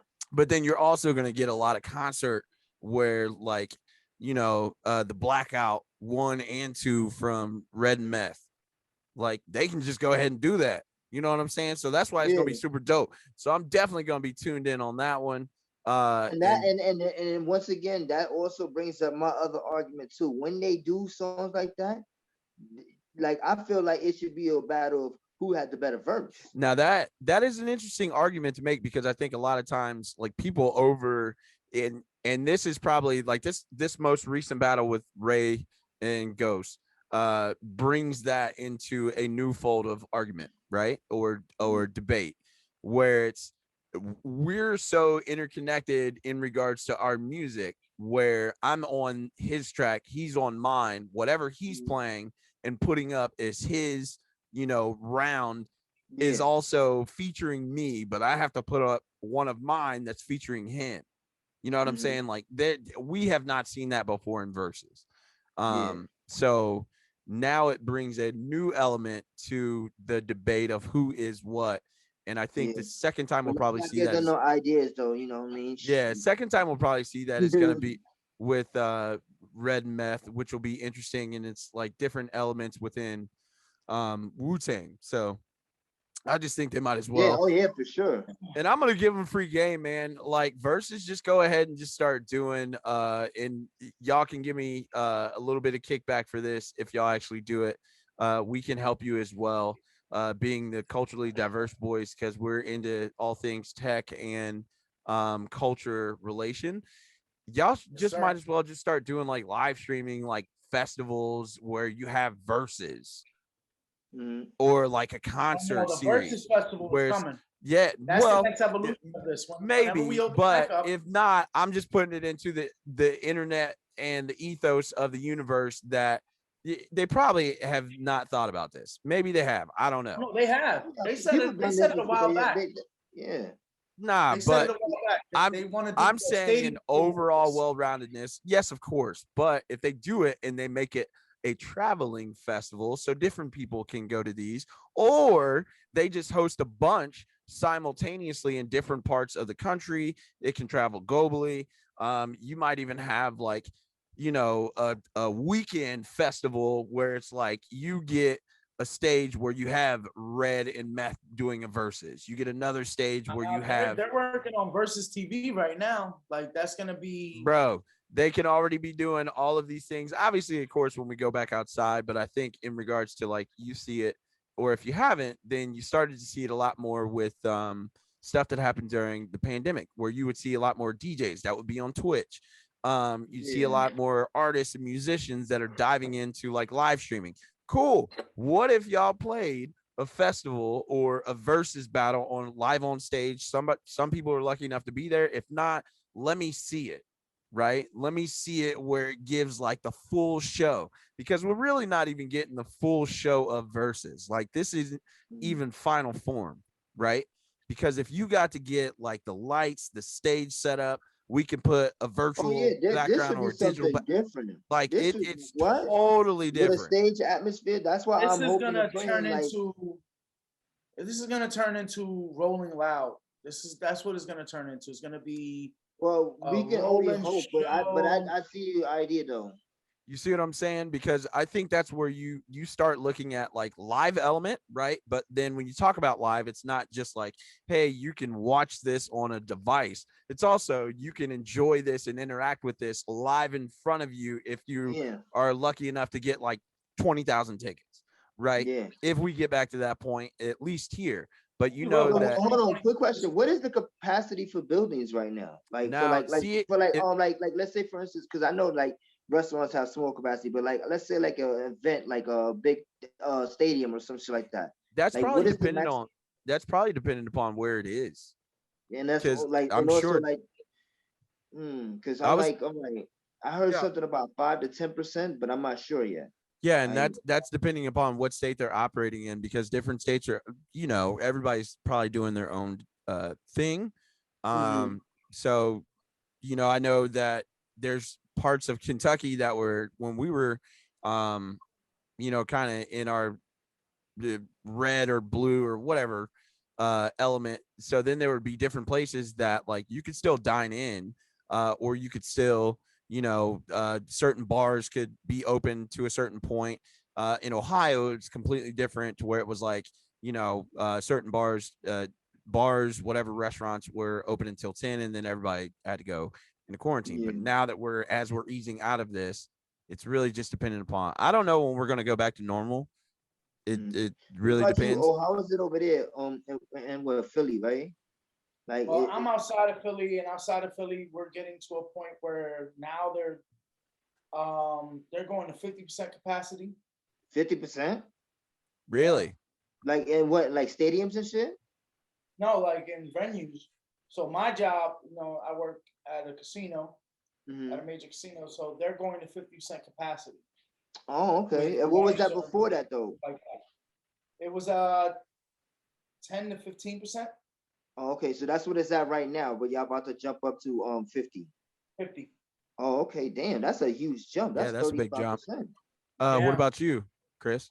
Right now, like I said, I heard right now it's like 10% out here, but I didn't hear nothing about like maybe 50% or anything like that. But I heard maybe it might be going up to like 20, 25%. Especially because now that they're Yeah, having the Philly, schools, now that they're Right. Pennsylvania is wilding. They ready to get back to work. They ready to get back to it. Yeah, but Yeah. see But to that put a bow on this whole thing, versus. Versus was Let's dope. wrap this up. This is turned into a versus cast today. Yeah, Nah, yeah, man. yeah. But like, of course, you were going to get this from all three of us because we're Yeah. such huge fans of Wu-Tang. So we Sure. are going to at least do all Our due Wu-Tang fans diligence. around the world a huge service and just giving it the utmost respect that it should be given Of course. versus But just speeding through this so they can all eat. If you don't like it, you know what I mean? Protect versus your neck. We're coming versus to the get you. culture one, Yep. my heart was happy. I I was was super happy. extremely satisfied. The chief was And smacked after it was all over. of course he was. Chief was I was smacked. Oh, yo, you all fucked right? up. Yo, Hey, I was he gonna. back. I told you I was gonna ask you today. You cool? You good? Nah, I was fucked up last night, bro. No, I mean, cause Mrs. Chief, she was about to put the Oh yeah, you said beats yeah, bro. on You you. got wild real quick. You remember exactly what you said. We ain't gonna say it.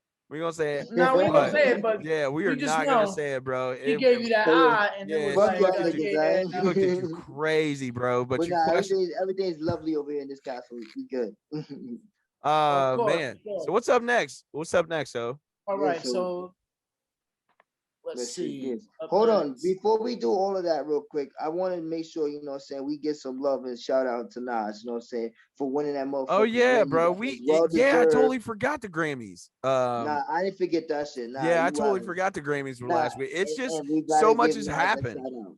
It's That just for winning King's Disease as best hip hop album of the year. And I've been saying since it came out, the day it came out, it was going to be the hip hop album of the year. Like I right. called it from day one, you know what I'm saying? And also, I see a lot of slander people talking about, oh, well, this is his first one. And how many times he was nominated? He never, blah, blah, blah, blah. I'm like, yo, my nigga, listen, you know how many times Nas was, Yo, and then like, we're not even going to get into that because I'm going to get into some respectfully, extra shit. King, don't disrespect me Yeah, like that. yeah. But Nas is the greatest MC of all time. That's just number one, period. So, One of. Let's not. nah, he is the greatest. One of. He is the So greatest. that leads us of, to one thing that sir. we actually have to get into later on, which we came up with lists, and so first list was our top 5 hip hop artists. Second list was our top 5 worst hip hop artists, right? So greatest and worst.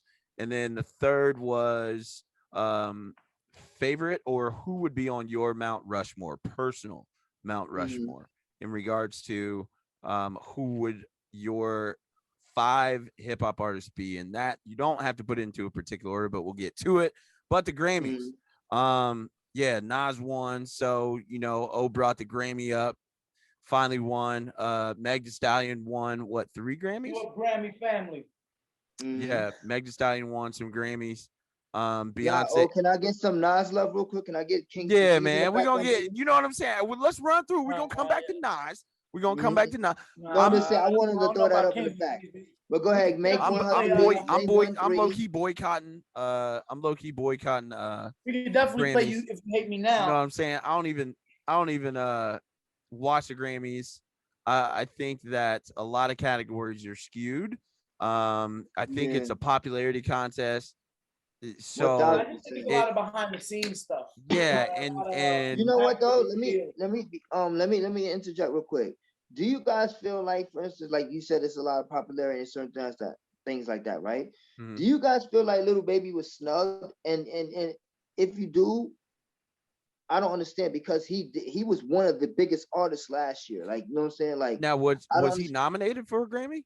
Yeah, he was nominated, I think, for like 2 or 3, if I'm not mistaken. I know the different picture of the bigger picture was nominated. Little Baby or The Baby?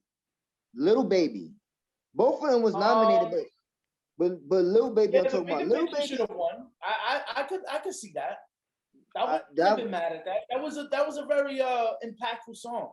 So Yeah, yeah, and then I not would only just definitely. that, it was also like something like creative and different from his side, because he's not known for that. You know what I'm saying? Like, you know what I'm saying? He's known for just his street joints, you know. But Yeah, like, I think like a lot of people all get snubbed, and it's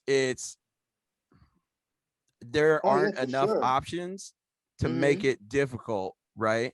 I don't think Mhm. so. And this is just my personal opinion on that, is that I think a lot more people versus Lil Baby getting snubbed, especially in like just in overall categories, right? Mhm. And it's twofold when I'm saying that, is the amount of categories that get created, so then there Mhm. can be more winnings or celebrated winnings within like a particular genre of music.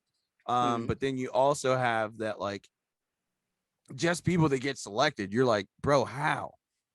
Yeah. I'm mad that they put Royce versus Fred and Nas. Like, Why would Nas you be should mad that get they it. put them Nah, against each other? I think they That's a testament to the albums, though, yeah, bro. I think they all Like, to did get really good nominated, albums to be like nominated. yeah, like for Hell, them, Freedom all was 5 so of them to be hard just. though. Because if you notice Yeah, something, no, like I sometimes agree. they have more artists in certain categories, like in nominees. Like some categories may have like 6 or 7 artists nominated. You know what I'm saying? So for them to slim it down to just 5, the top 5, you know what I'm saying, of who has the best albums, and for you to be nominated in that category with especially the peers that was in that category, like, I think that's a testament to, like, like I said, like your whole fucking the album and your hard work and everything. Like, The only thing I out of think it's that, disappointing if the one that you was going for, you know what I'm saying, it yeah, didn't win. didn't win. But the only thing out of that hip hop album of the year, Jay Electronica for me does not deserve to be there. I don't think D Smoke deserved to be there either. Like, I'm I not don't familiar with either. his, I'm not familiar with his work like that much, you know what I'm saying? But He I do know smoked. who the guy is. It wasn't bad. His album was not bad. It just wasn't. It Was it didn't Grammy go up nominated there. worthy?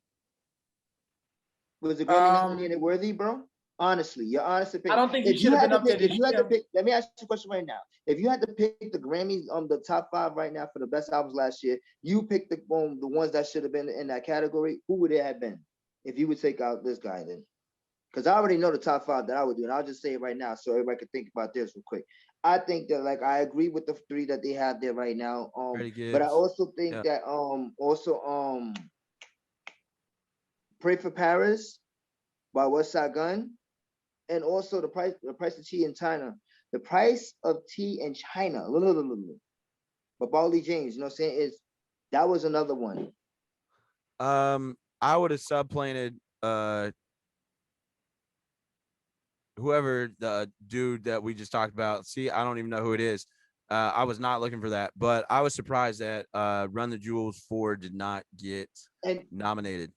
that's matter of fact, I think I would have put that one too. Matter of fact, That so I would actually, take out yeah. like, when I saw the list come out and I didn't see RTJ4, because I listened to that, like I went back to it. I gave Jay Electronica once through because I really was not looking for Jay Electronica, and I honestly can tell you I did not. And all the Jay Electronica disrespect though. Yeah, but Wait, hold on. So you felt like I've the album was always liked good? Jay Electronica. I just think for the amount of time that he's been out, right, and then what he brought into that album, I think he got carried a lot by Hove. There you go. I feel like because this is supposed to be like Listen, this that's the ultimate argument, and that was the Jay-Z album. I get that, but to hear from Jay Electronica, to me, that was anything I get is fine.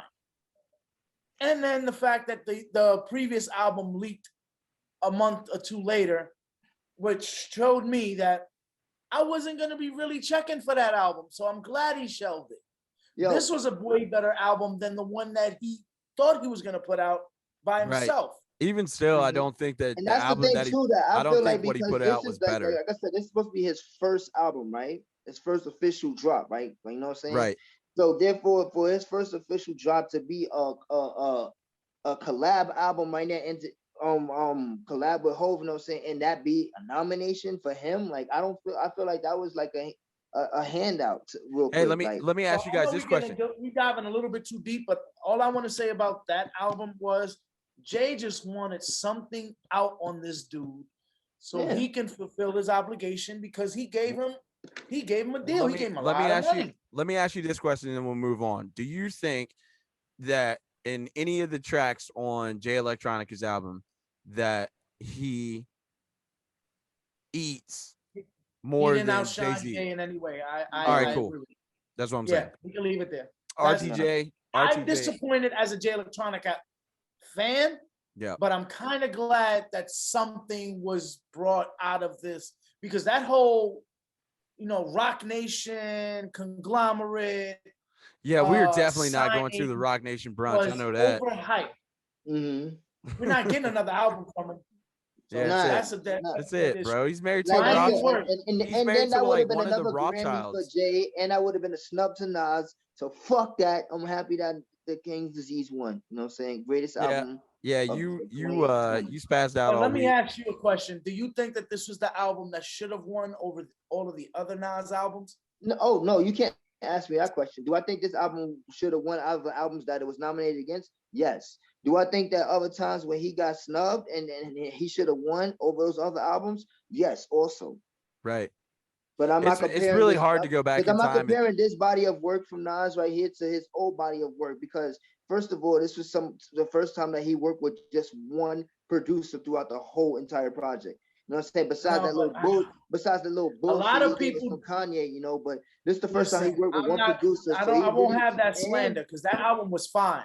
That album was what it was great. Also, one of those albums that was rare during this time. But remember back in the day when you're a producer and you used to meet up and y'all get in the studio together. You know what I'm saying? A lot of times nowadays, these guys, they don't do that. They're sending it out. They're sending it. Yeah. Yeah, exactly. So like this was a lock-in effort, and that's also why I agree that Gibbs was also my favorite. Like if Gibbs would have had, that's the only other one I could have seen winning this award.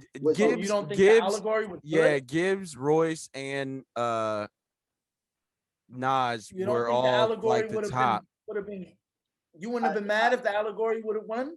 I would have been mad. Yeah. It was a great project. I would have been mad if it would have won over those other two albums. Yeah, I'm not saying I'm not saying it's a bad album. You can't say that. I am saying it's a good album. It's a great album. You know what I'm saying? But if it would have won over those other two albums, yeah, I would have been. My problem was like this is the wrong album. Those are the only two albums I would have first seen winning that award. And yeah, but it's a moot argument, bro. Like it's the wrong one to nominate versus like all the other ones. It's like he should then get like a lifetime achievement award or something, or a participation trophy for the fact that he never got one. At least it comes off that way. Yes, of course. The Book of Ryan would have been the one to nominate for Royce. Well, there's a lot of albums Mhm. for artists that never have gotten that nomination that we could bring into play. Like, bro, we can just go in the last 10 years alone and have that argument for like the next 4 hours. Yeah, But but see, the Book of Ryan. Hold on one second. The Book of Ryan. That's isn't that the album? It came out the same year that Victory Lap came out. Correction, right? Right or Yeah. wrong? All right. So therefore, even if he would have been nominated that year, to me, that wouldn't have won over Victory Lap. That they got that one wrong that year by giving that shit to Cardi, in my opinion. yeah, Like Listen, Yeah. the Victory Lap Grammys should are all have. right. Nah, Put a bow on this. The Grammys yeah. are fucked. They That's what should we're not be the saying. barometer of our music. No, And and that's everybody I that don't puts stock into that as a barometer of our music, to be honest, it really I just look at boils them different. it boils down to we just looked at what Billboard did. We knew it was BS. We looked at what the Grammys did. All of this is BS. Like how I don't know what Billie Eilish put out as regards to Song of the Year. Listen, Double Right. A, do me a favor. We already know all of this. Double A, do me a favor. Don't say that too loud because my daughter is an avid, rabid Billie Eilish fan. What that got to do with me, bro? She'll grab you What through that the got to screen. do with me? She ain't jumping Nah, through. I didn't think she She's gonna deserved that. grab you through the screen. Hey, that's Wait, cool. cheers, So y'all. yeah, look, he about to. But I don't. But to be fair though, I don't know her music either though. Like, Yeah, I she's don't another one know her was- music. I don't Like, know her music. So I can't be on some like, oh, And she's that's fine. trash. She shouldn't have won That's that. good. Like, No, the no, I only can't thing that say makes that. me question it is that it was a song that I don't think has been actually released. So it hasn't actually gotten. yeah, I heard that See too. what I'm saying? It's a song that hasn't been released. So then it's like there is no actual volume showing how many people are going for streams, how many people Is are that actually the doing. song? Was that the song from the Bond movie? That I don't know. I don't know, bro. I don't know nothing about I'd I don't see know nothing again. about this I don't one. know, bro. I just know this. My daughter puts me on to these things, so I don't No, know. if that's the song that you're talking about from the Bond movie, then she deserves that. That is one good song. Bro, I'm not a fan. I don't but know. I can just say it from that. But to put a bow on it, yeah, as but was said again, if it's not out, it should not be able to I win. understand, and that's another reason why the Grammys are skewed. Right. And we should not use that as a barometer of our music. All right. Yeah. Anybody that's in I miss the culture. days when the BET Award meant something, when the Vibe Award meant something. And see, Well- and that's what I was gonna say too when you were saying that that these guys at some artist stage they don't really care anymore, and we shouldn't give them merit and everything like that. The Grammy Awards, right? And some people and some of these artists' lives, my nigga, like at the end of the day, No, it is tangible because they then really like, even though they may say they don't care, like, oh, I'm not gonna win anyway. They care. When you do win one, and you know what I'm saying, and you be on some like, yo, I no, gotta your win, asking you know price goes up. Yeah, Like your and market not value. only just that, but I just feel like it's also an accomplishment for you because how far is Nas shit really gonna shoot up right now just for winning this Grammy? Well, yeah, it all again. It No, goes it's in. not really gonna shoot up much because he's already up there. Huh? What you said, bro? His stock isn't really gonna shoot up much because he's already up there. That's what Well, I'm according saying. to Like, he's who? already a huge megastar. Like, Right. he's not gonna. He's a megastar. Listen, Not everybody knows who Nas is. That Maybe you barometer, whether or not you is- don't like his music. No, that's not what I'm You gotta saying here. remember, I Nas is like also the- Nas music, but I don't think that he is anywhere close to the level of megastar. Megastar is like you can go anywhere in the world. It's a problem, period. People don't know Nas All like right, that. Go anywhere in the world. Right. It's a problem. Like Superstar, Drake, then an all-star, what Drake is goes he? anywhere. It's a problem, period. Nah, Nas is all of that. He's a legend. That's what he is. No, legend and megastar are it, two like- totally different things. They're not the same. They're not the same. Nas is not a megastar. He's Nas a is legendary figure. Well, though. you can't put Drake there because he came up in an era where music like really blew up during his time. Like, right, but then it went it's still from Jay-Z is a megastar. fringes to Kanye is a megastar. Like Who? anybody that like they are doing other things that Who are was the just second name you out, said? huh? Jay-Z the is a second name megastar. Kanye is a megastar. I'm not Oh, saying I he's thought you said Tiger for a second. I'm about no, to say Tiger. nigga, never, What? never, bro, never. My What bad. am I talking I was about? to question your whole Nah, first thought off, process. stop it. No, we're not questioning anything over here because I can probably intricately go back in certain realms of conversation when we're talking about, but never Tiger. I'm just saying, you No, I I thought just you were thought gonna that's speak what on I the- thought. Most of you Yeah, niggas can't hear because y'all just be talking. No, Do we know listen. But no, man, I don't think that Nas, and this no disrespect to Nas at all. I just don't think that like he's at that level to where he can go somewhere and it's like I can ask for it, I get it, it's no problem.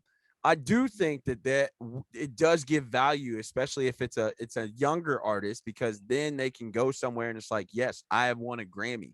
I'm a Grammy Yeah, award-winning artist, yeah, right? yeah, for BET sure. Awards is a little bit different, but maybe that's probably because culturally we haven't put enough vested interest into the places that come from our culture versus like we just assimilate into it, right? Oh Well, to yeah, be no, honest, I we 1000%. to put a ball in this conversation, we need our own brand. The culture needs its own award instead of Yeah, looking for validation. yeah, for sure. Well, we as have one with somebody else. BET. Just BET just doesn't hold the merit the way Grammy Man, does BET isn't worldwide. even owned by BET Black. is owned by Viacom It's owned now. by Oh Viacom, yeah, which is yeah. owned Yeah, by so Vivendi, which is owned Okay, unfortunately, all right. Well, by listen, homie cashed I out. get what What's you mean, next? everybody, What's Coach. next? Because we got a All little right, bit more time. All right, so what's got going a on? little What we bit more doing? time. So let's see. Let's go to current events. Wild current events. Let's start here. Yeah, there's a bunch of wild stuff that happened. There's a Also, bunch side of note, hang out. Before we get past the Grammys, I'm super disappointed within the Grammys when they went and did their in memoriam of people that have passed, and they spelled Doom's name with not putting all caps. He literally has said that. If you know Doom's music, remember it's all caps when you spell the man's name. I didn't even see that they put him up there. Yeah, they put So him you're up telling there, me- but no, it caused controversy because it was like stuff that I'd seen in like articles on Google, articles on Facebook, and a lot of Doom fans understand it. You got to spell it in all caps, bro. He literally had an album called what? All caps. Hey, listen, man, y'all guys are We're the gonna Doom. have You another got- day. We're gonna have a Doom conversation because I know nothing of him, Yeah, and Me I need you to either. put me on. yeah, and we're I we know, might I even know a do. We couple might of even get on joints, but Twitch I and just start don't playing know some his Doom. like. I know a couple of his joints. I just don't know his body of works like that. You know what I'm saying? Like I don't know like complete album See, sets. he's Mad super like Villainy, underground, and a lot of people Ghidorah. that I talk to, they're in that underground scene, and they're like, "Yo, you never listen to Doom, like, Bro, and then he no, was like, in KMD, so like Doom was early, but he was Yeah, he's you know, like a Tech Nine to me. Like he's another one. Like well, I mean, he came up with a lot of people in like the early scene of hip hop, right? yeah, So I been know. on Yeah, TV like I know raps he's and all been up that. for a while. After his brother passed away, then he just went, shelled up, so to speak, and then became the anti-hero and then came back out as Doom. I think he had way more impact just with you Wait a like minute. So Doom wasn't his first name? no Rapper name? Doomale. Doomale is his no. Zeblub X King. I mean, when he came back out as Doom, then he had a bunch of different aliases. So he had King Ghidorah. What was Yeah. his first rapper name that you know him Oh from? shit. It I wasn't mean, I MS met Doom him. though? I originally knew about KMD, but I wasn't into hip hop like that. I was still into a lot of like old hip hop, right? When we're talking about like Okay. Rakim, KRS-One, all right, well, we're Kumo not gonna D. make this into a Doom cast because we've Yeah, been no. here a lot along, but the next episode, I want you to dedicate a whole segment. Nigga, we'll get into that. I'm not about to cast Doom. I'm just saying. I found Doom first, then went back, realized I actually had listened to him in KMD, but I didn't pay that much attention. And then I was like, oh wait, Doom, who is right? So then listening to him from Doom, King Ghidorah, and then Metal Face. Okay. Yep. All right. What's happening? What's in the headlines, bro? Yeah, what's going on? What you see? Oh. Well, let's go to Texas. Oh shit! What You happened? brought this up for us. They've been wild. What's out there? What's out there? What's out in Texas? What happened in Texas? You brought this up on the Is this at the C.D.B chat, which you cannot join because you're not invited. yeah, there's a couple things that happened in Texas. So, man, there was a gentleman that was arrested for weed, died after officers pepper sprayed him and then put him into a spit hood. So chemicals, I believe, from the pepper spray caused him to have some type of reaction, and then he ended up losing his life. Why you would put someone in a spit hood after pepper spraying them, logically, I can't understand. That sounds like a de-escalation tactic that is literally going to go in the opposite direction of where you actually want to go. And rest in peace to that gentleman who passed away. ABC, or what is it? ACAB. Yeah, if you know the acronym, that's my thoughts on it. Just because there's too many instances where we're still talking about a black man who's in police custody, who loses his life, which could have easily been not lost if there were just better de-escalation tactics. So there's that. And then the next thing I think I saw was that a guy stabbed a manager at a Jack in the Box because he was told to put his mask on. Like, Texas is wild, yo. Like, it, even overall, the U.S. is wild. And, you know, whether or not you feel like you need to put a mask on, if you don't think masks don't work, then why do surgeons wear them? That's insane. I just don't get it. And a surgeon is wearing a mask for hours while operating on someone as to save or not infect something that they're operating on. So if you look at, like, the body is precious, all their internal organs, bro, just put a mask on. If you got to go to the gas station, or if you got to go shopping for 20-30 minutes, right? Oh, you got to run into the gas station, just shut up and put a mask on. No, for sure. Like, it should be, it should be. A lot of places nowadays, like, you see, they even offer the mask too. Like, if you forget a mask, you just run inside. They have like a little dispense thing right there where you can just even super simple and easy thing to, if you don't want to put a mask on, shop online.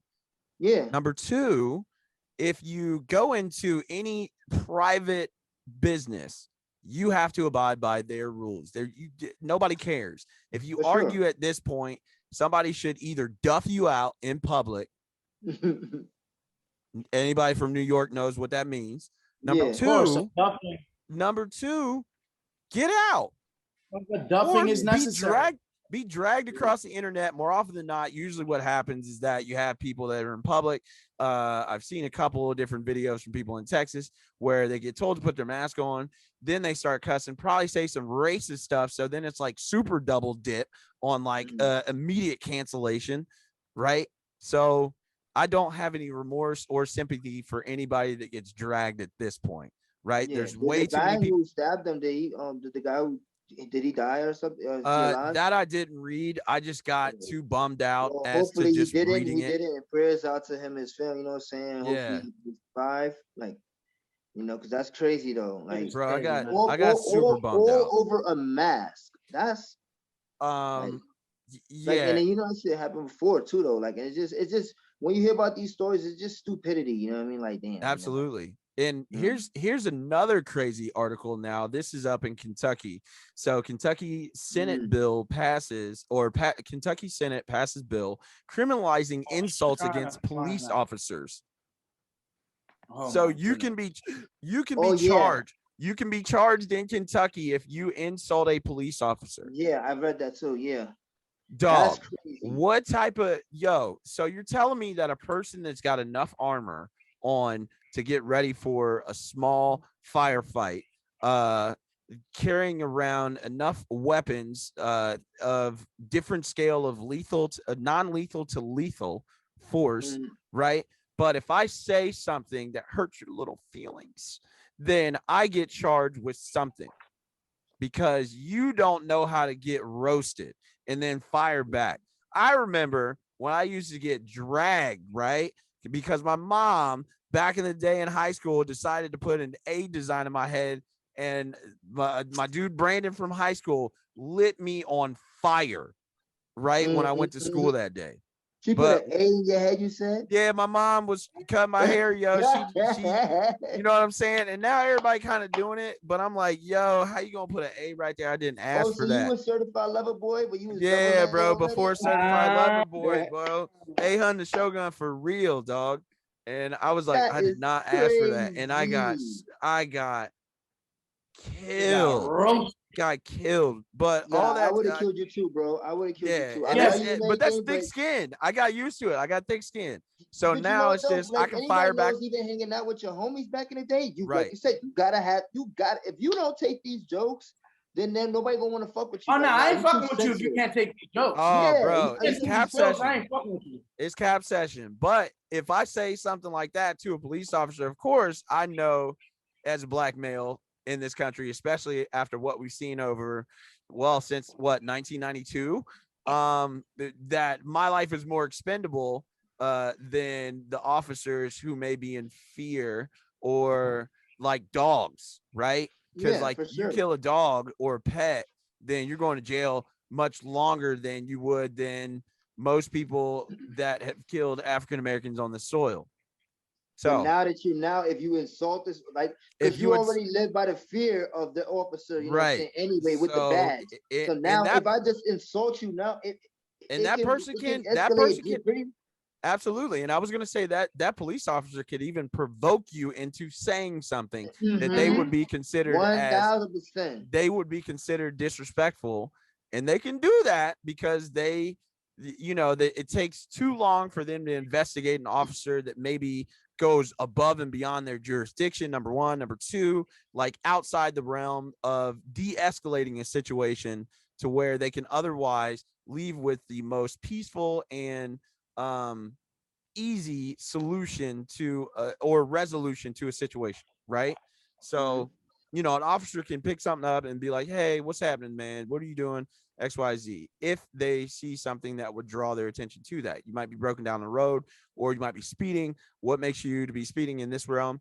But then it's like Or they you could escalate. just be black. Yeah, that Driving too. black. Right? Yeah. Anything below the Ohio River, bro, it's questionable, right? I don't know Kentucky's laws though. Like, do you know how, like, if that state is like a little racist or anything like that? Like, I don't They're know one of anything the Fam, about most racist in the fam, country, bro. fam. And I'm they not what saying they this are. to be disrespectful to anybody below the Ohio River. Mississippi as well. It's just Alabama as well. since the end of the Civil War, there have been thoughts, right? We literally have seen it consistently because people still carry around Southern rebel flags. Yeah, yeah, And of course we see that. you know what I'm saying? Where was the point of freedom?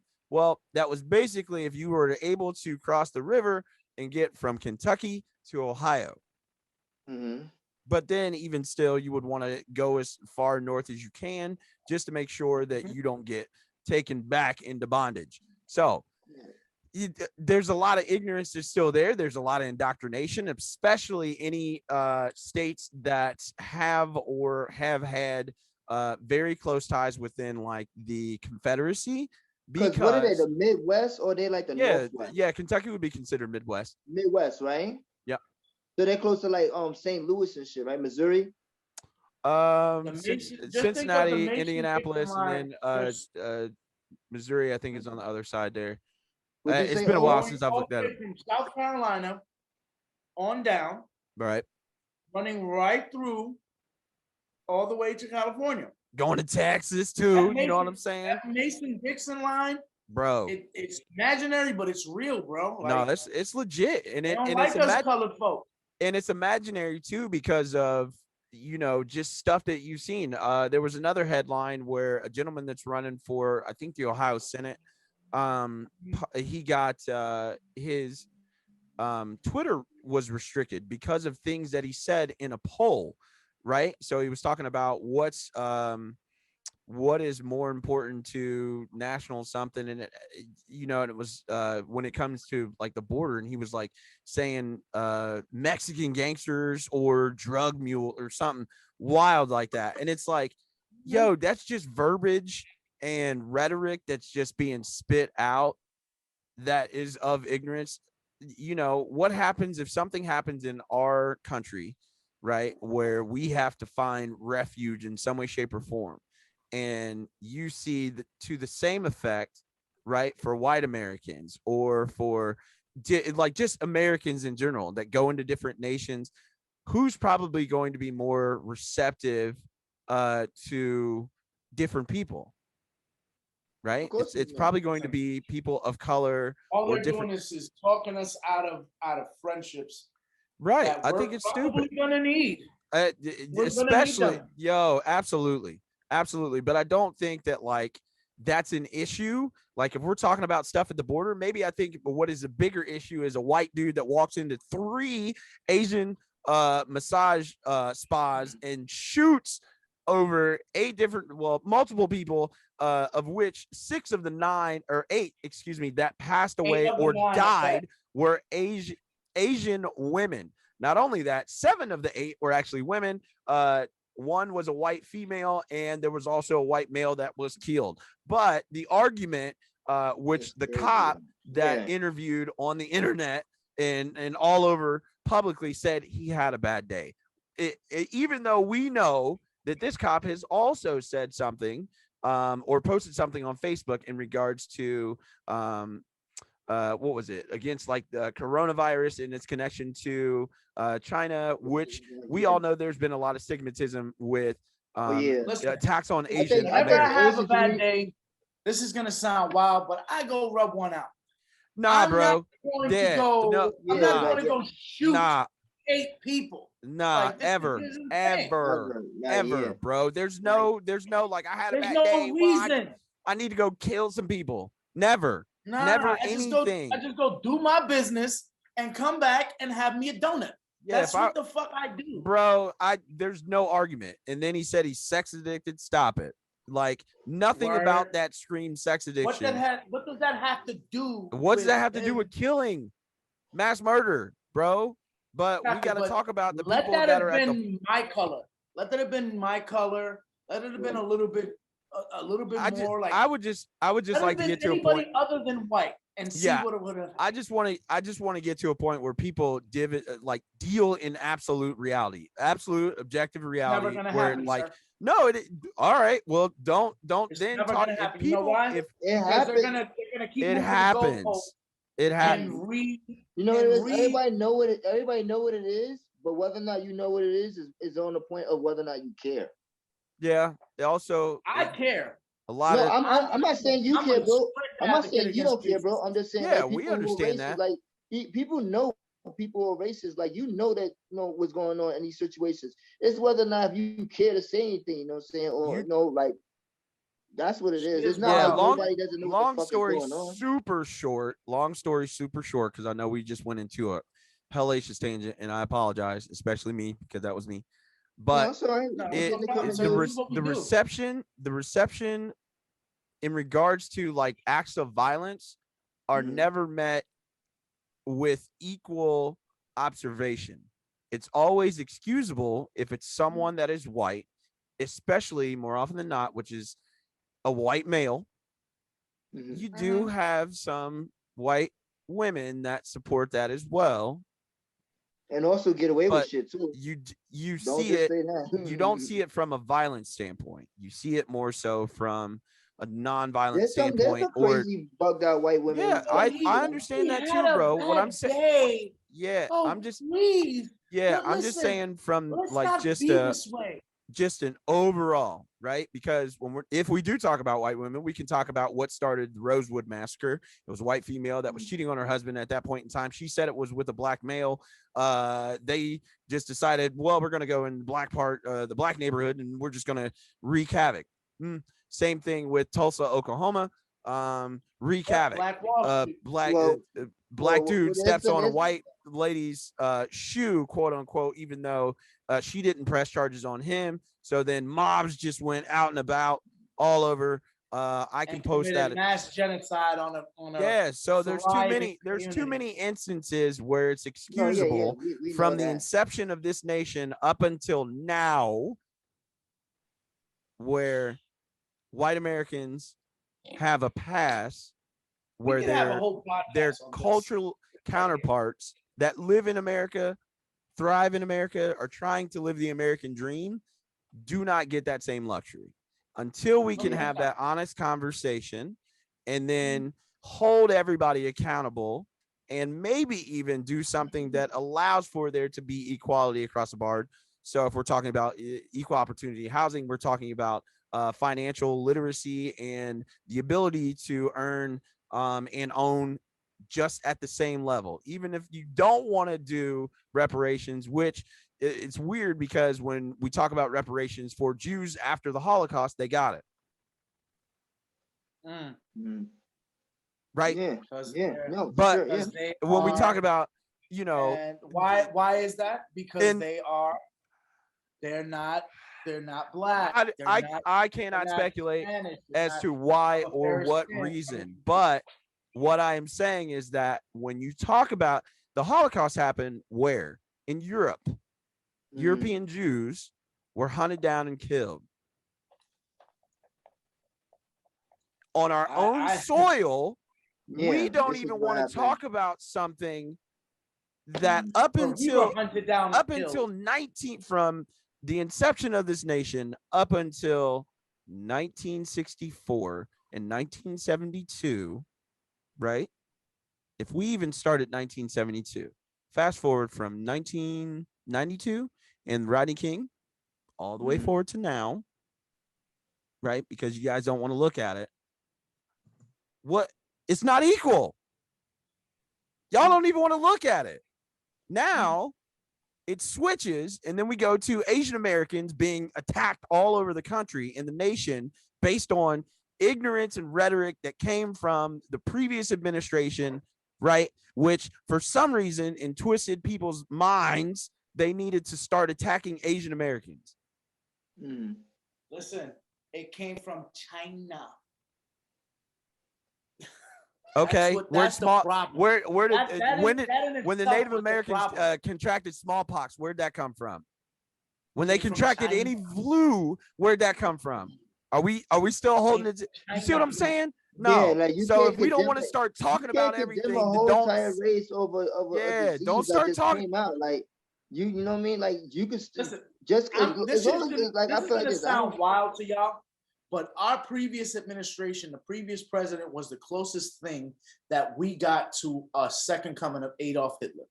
He was this close. No, bro. No. I think from this like close. No, because he wasn't launching shit yet. Man. Adolf Hitler. No, but imagine if he'd have got 4 more years. No, we don't know what would happen. His whole like I can't give you that, but we don't know. We don't know what would happen. I definitely can't roll with that. I'm saying this was the closest thing that we got. Nah, bro. I'm not saying he wasn't all right, hang on. I do understand what you're saying to a point when it comes to totalitarian roll with me. He was trying to rule the party. By fear. Yeah, he was trying to rule by fear. But that's pretty much been the Republican Party. Convince us that it was someone else that's whose entire fault for this, everything that's happening right now was someone else's fault instead of our own. He took that Hitler blueprint and tried to play it off to a certain extent. We can even talk about him trying to overthrow everybody on Capitol Hill, right? Like he literally tried to send his mutants. He wanted complete power. You know that's exactly what happened in Germany in 1919. You gotta understand though, the one thing I say about Trump is that like I don't really feel like he was trying to like turn into the next Hitler and just start like world domination. His way of thinking was insane. I will say that Trump was letting everybody know that he ain't pussy. Like, you know what I'm saying? Like he let people know like don't fuck with him. Nah, it's something different, bro. Hold on, let me finish.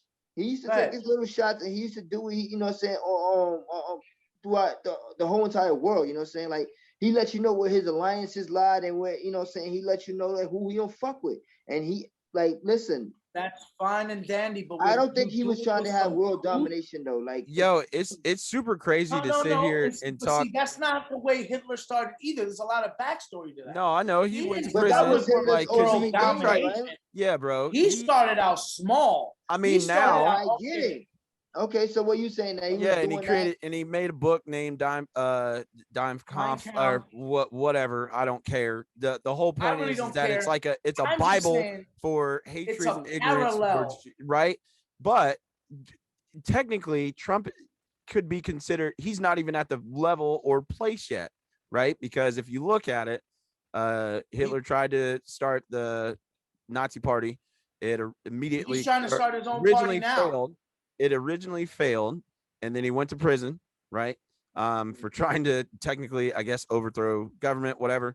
Comes back out, then runs, becomes chancellor, then rolls into power that way, right? Exactly. So that in theory, I do understand where you're coming from. He did also have a lot of people, and even still, man, there's so many ripple effects in impact that he's had within. Got QAnon because of him. Hang on, there's so much impact that he's had just within the Republican Party, right? Because you have a lot of distrust and a lot of people that have broken away from the Republican Party. And I do agree. Yeah, you brought up two really big, like, online presence, and just like people talking about censorship, same thing with walking into a bank and you not having a mask on.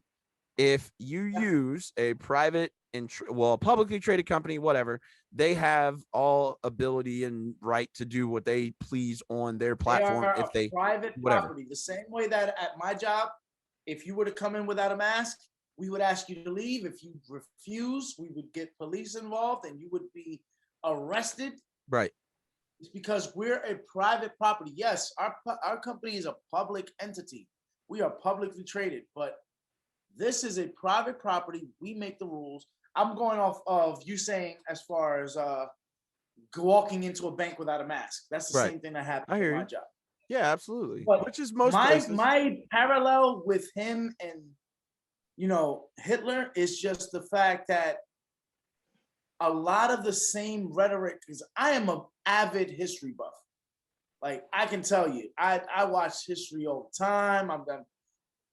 That's just my thing. And a lot of history repeats itself. Yeah. A lot of times. It's just a common cycle. His rise to power is not unlike Adolf's. But here's the funny thing is, like, we can't even tell, like, and I apologize. I agree with you too about him being a bully too, especially like using his power, like and right here at home base, you know what I'm saying? Like when and the fact that we let him get all that shit off was insane. Sure. I'm like, let's not ever think for this a second is bizarro world. I'm not championing Trump for shit. Like, no. I never said any of that. I'm just like, and I'm also I was shocked and appalled by what I saw. One thing about like I just don't. We have gone down a rabbit hole where we got here, but at the end of the day, this shit, it has to stop. There's if it doesn't stop, it's gonna end ugly.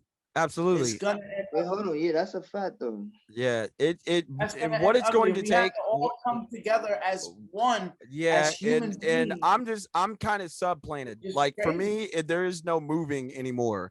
There's not, like, there are non-negotiables like respect, love, unity, equality, all of those things that a white person quality would actually want to get. Like, all of the things that white people get to get, I want that too. So if I don't get it on the same base level that white people get to do it, or any liberties that they get to have, then I got a problem. I'm not moving, right? So don't have issue if anybody says, well, hey, there needs to be more equality for all the other races.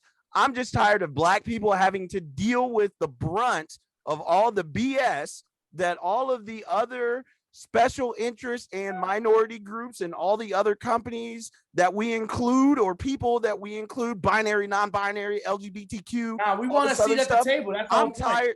I'm tired of seeing black people have to eat like crap for everybody else, because everybody else gets equality. We don't even get civility. Talk your shit, King. So what I'm saying is, there is no negotiating. There is no moving.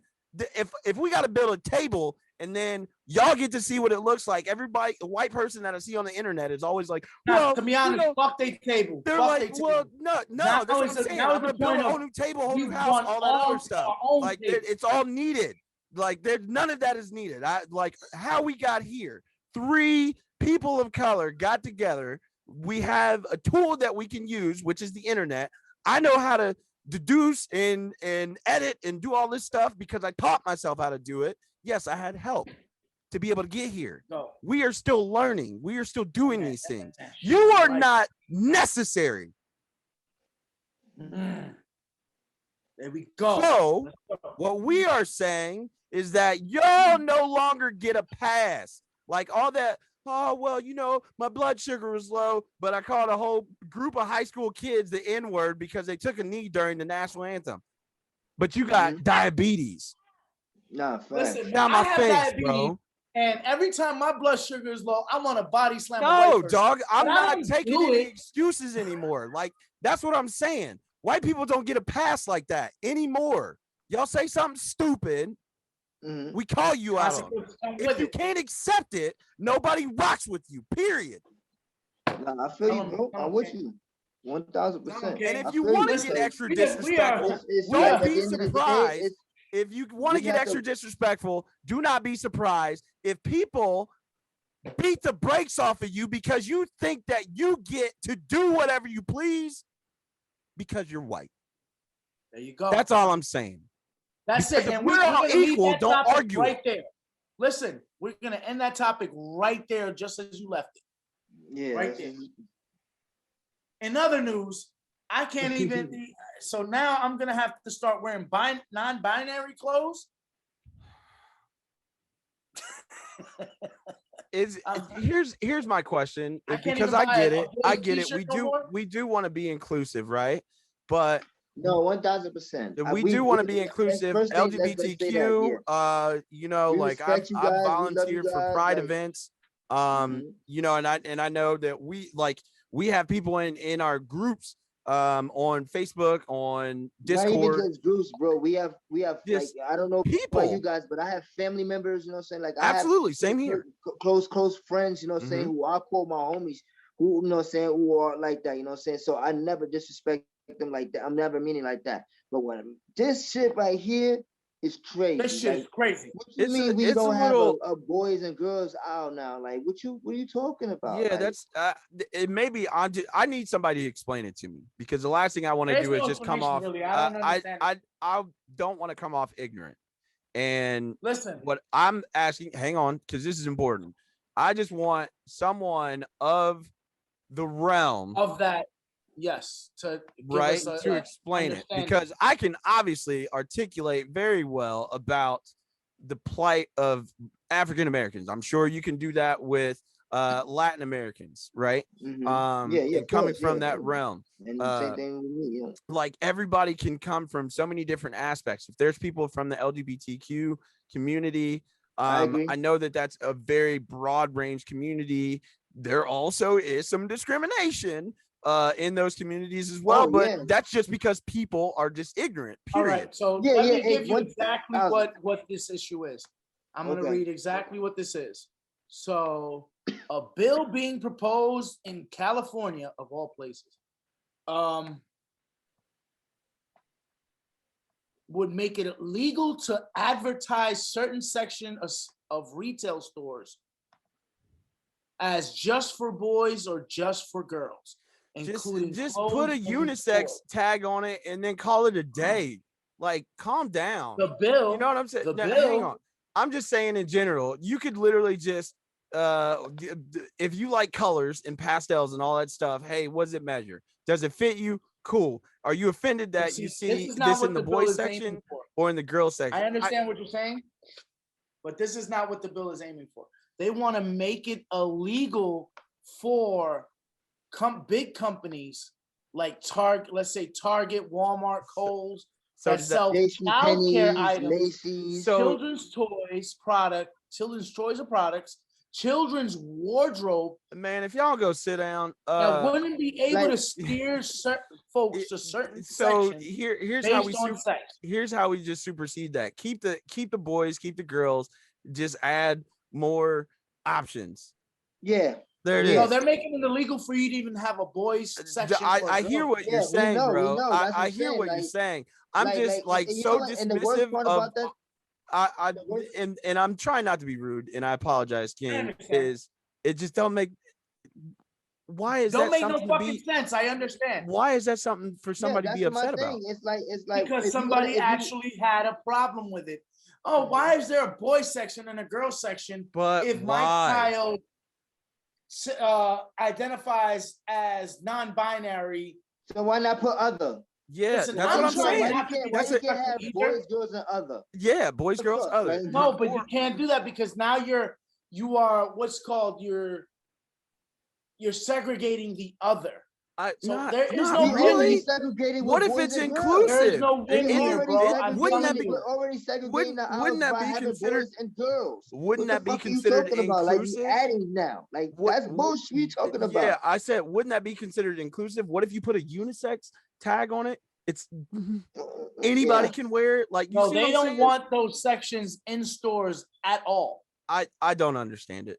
And And So now, I'm again, gonna you leave just it take, at so I this. now can you just learn take it. away the option Listen. of you buying. So you like We are not I know we're culturally diverse. We're not We of the are not community. this diverse Yeah, we're not of that community to to speak be on able this. So to I'm gonna articulate. just leave that as no. this. And see, like we said though in the beginning of this, we don't have. This is by any way, any kind of slander or disrespect towards that community. You know what I'm saying? Right. Like, I but don't what want it we're to be saying, but taken as such. what I'm saying, I don't know about you. I'm not gonna speak for you guys. I'm gonna speak for my behalf. What I am saying right now is that why the fuck do you have to go ahead and just cut out everything now the way it always was? Why if you added this extra shit now in the community now Because with people your have too much community, time on their and hands. now Yeah, why see, well, it I just don't know. I don't it's know if not fair that's the to me case. though. Why does it have to be pleasing to them? It's not fair to me that I don't have to be able to say, oh, there's the boys section and there's the girls section. You know, there's the men's section, there's the women's section. Because next thing you know, it's going to be like that.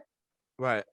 It's going on with children. I think we're like, I just that's think not this the is most frivolous important and thing, unnecessary. yo. That's not the This most is important thing. unnecessary. How about make it illegal to imprison someone for misdemeanor after a certain amount of time over something that can easily be overturned, or looking at the evidence, or not prosecuting police officers that do super foul stuff, right, in California, because we can all talk about the history of the LAPD, all the different. Oh, yeah. You see what I'm saying? Now Make you other talking. stuff. Make other Now stuff you of bigger talking. importance to me personally, Make it more relevant. illegal Make it make than. sense. This is not making sense to me. And But this again, is not something that we should be spending our energy on. yeah, no, Even that's us. all I'm saying is that I don't understand why anybody's upset. If you can remedy that, why does it then need to be made illegal? Right? It shouldn't be illegal if people, if well, what is it? Then somebody could come up with a wild argument, right? If you don't think someone should My baby identify, identifies what as if non-binary. a I need parent, that to be on the signage. hang on, what if a parent identifies their child as a particular thing? Right? Exactly. Boy, girl, non-binary, whatever, but then the child chooses to go a different route. Exactly. You see what I'm saying? So then somebody could come in an argument, well, if they're under my house, my rules, I see them and to me they identify as this. Now, as long as it's not harming the child and detrimental to the child's mental health, physical health, any like emotional, any of that, right? Somebody could then come in and have that argument too. Yeah. So where is it that you stop the process and then just exist? Like, you see what I'm saying? I don't know. And again, like you said, we don't. Like I said, I'm not trying to. Go ahead. I apologize. Yeah, I was just saying we're not of that world. I think if we spend more time and energy on it, it's probably just gonna make us ask more questions that are gonna lead us into that are not within our, you know, like we're just gonna come off super insensitive. I just don't understand it. And that's the one thing I don't want to. Yeah, like, I would love for someone that understands that maybe can articulate it, and maybe we could actually reach out to one day. Yeah, absolutely. On you know, like this, we so yeah, totally for it. So if somebody can come on here and articulate it to us and help us understand it, we're open to that. And that's the thing that we're always going to be. We're always open to. We don't want to. We don't want to disrespect anybody while we're talking to anything. Absolutely. If we disrespected somebody in particular, like, you know what I'm saying, whatever, then that's different. But like as a whole entire community, whatever race or anything like that, you know what I'm saying? religion, even like I said, like when people like with the white women thing, you know what I'm saying? Like I don't disrespect like or racism or have any kind of like hate for anybody. Like I love everybody. Like I love who love me. I fuck Yeah. with you, you fuck with me. You know what I mean? Like that's it. And Like, here you I'm know, just but I talking do on recognize when it's bullshit is bullshit. So yeah, we're just talking on statistical proof. So when I'm mm, talking about things that, you know, are directed towards like white Americans, it doesn't mean that I hate you. Most of the people nah. that I encounter, I'm around, I work alongside, and I'm actually friends with are white. Why? Because they take up a higher majority of the people across the nation who I might know. I played soccer, world football. Of course, American system that was geared a lot more towards white Americans. There weren't But as you know what many. though, bro? Though honestly, you got also like even though you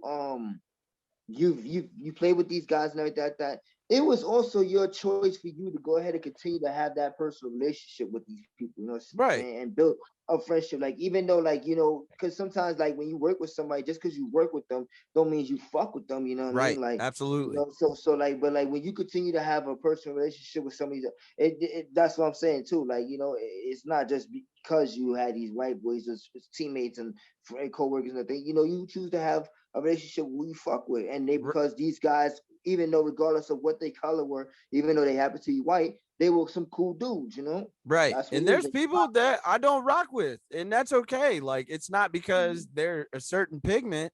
It's literally I just don't like rock with them. Like there's certain Yeah, things that facts. you have to. Big There's bro, a facts. line, and like I said, there's non-negotiables. All the things that when it comes to just I want what you want, and if you think that I don't deserve it as much as you do, then why do you think I'm going to give you the same amount of respect? Like, well, you know, golden rule, platinum rule. Golden rule, treat others as, you know, you want to be treated. Platinum rule, treat others as they deserve to be treated. I'm abiding by the platinum rule. If I'm looking at across the board what we see within our American society, also global society, right? Because we could then have a bigger conversation in regards to first world countries, especially within Europe, and then look at how they've thrived, you know, for the most part, which mostly came down to colonialism and imperialism. So if we want to have that conversation, and then we also want to talk about different African countries that get pillaged year after year after year since, I mean, it was, you know, found by anybody that was not of the continent. There's a bunch of resources there. We can make this, we can make that. Hey, we're gonna take a couple of these other resources and they look like us with darker skin. Right, you see what I'm saying? Yeah, no. Let's have that conversation. Rock with me. We're gonna have that conversation later, but I want to get to our next, and I'm thinking possibly our last topic. Let's go. So let's see. So I know we've probably seen this circulating on the internet. And of course, you know, these things happen. And who are we? Jesus. Let me see. I gotta get. How petty are you? How petty are you? Because we've seen, especially this year, you know, a lot of people. Well, high profile. I think I know you're going. Hey, your trigger finger is trash, bro. Just make sure. I know. If we anywhere, you do not get to hold a gun, bro. I know. Listen. But no, I want to get to my background. That's fine. Man, listen. All right, I don't give it. I don't care. I don't personally. No. I didn't either until I saw the level of pettiness that happened. Bro, it was so much. It's so much stuff. And the thing about it is like we glorify the dumbest shit. I know, but like, and it's hear me out first. Hear me out. Man. How petty do you have to be to send the repo man at 4:30 in the morning to go get that car back? Listen, don't talk crazy on the internet. Yo, but also the thing is though, like I don't think he even sent the repo man. I think he just took his name off. So for the people that don't know, let me give a little backstory. Okay, go Sweetie ahead. and Quavius right here, you know, 1/3 of the Migos. They broke up publicly, and there was some vitriol spit between each other publicly. Man, I don't don't do think that that on the should happen. internet. It's super messy. Don't do it on the internet. But in spite of all of this, this man found another, he found another level of petty. He went ultra instinct petty. And I don't know if he did. Did he? Yes, he did. I don't think he did. Listen, above everything, ultra level petty. I think if above everything, you don't Indian give. That's one of my rules. If you're gonna give her something, it's hers. He just took his name off of her shit. Like he's like, no. She wasn't making payments. When they was coming, the man she wasn't making payments. The people to go repo that car. She wasn't making payments. That's insane. Hey, she wasn't making payments. That's not saying that I wouldn't hang on, do it. bro. Hang on. That's a $350,000 car, right? Nah, listen. If you think I'm gonna continue to pay payments? I'm not making payments. $1,000 car for someone who I'm I would let them repo it by themselves, not tell them. We don't have kids together. We don't. Get it. That's a different story. Like we broke it. We good. You go your way. I go my way. You really don't rock with somebody when it comes down to yeah, because of course they're probably gonna be petty, whatever. But don't expect me to pay on something that we're not together. Listen, I'm totally with y'all, gentlemen.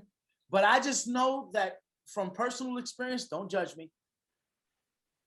4:30 in the morning, having the man come get the car. Ooh. That's a little different. That shit hit different.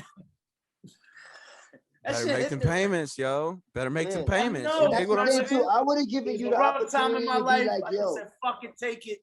But that shit hit different. You wake up in the middle of the night and you hear beep, beep, beep, beep, beep. You hear that, and they take the shit away. Oh, it's a wrap, especially when it gets up on the lift. Like, as soon as it gets on the lift, it's a wrap because they're like, we're here. So now that we're here, there's no bringing it down. That's it. It's not coming down. It's going to cost a little bit for this to come down. Yeah. And but the thing is, though, like, I would have given her. I'm gonna need you to pay all of it off for me to be like, you know what? I would have given her an opportunity to be like, you know what? I'm not gonna pay for this shit no more. You know what I'm saying? I'm about to take my name off. My question. Like, you want to switch your joint over to? You want to switch it over to you or not? Like, that's what I would have at least done. Yeah, he didn't even give her that option. He just said, "Fuck it." Yeah, that's what I'm saying. Like, that was kind of petty, though. Here's the thing that we are not bringing up. That wasn't kind of petty. It was petty, but it was just like. Here's what we are not bringing up, and this is when we always talk. Like, I don't read so much into, and we could even talk about like Kanye and Kim, right? Where the headline is that they're speaking through security. Kanye changed his phone number, right?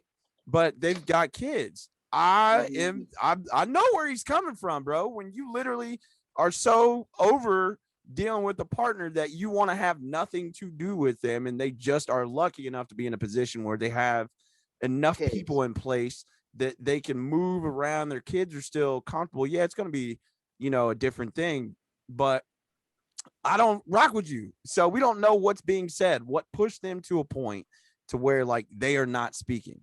We have not seen or heard anything. One thing, I best not catch you getting on the internet talking when they ask you about a threesome, what girl would you pick? And you say, no, I'm going to give my current significant male other the choice of picking what nigga I want.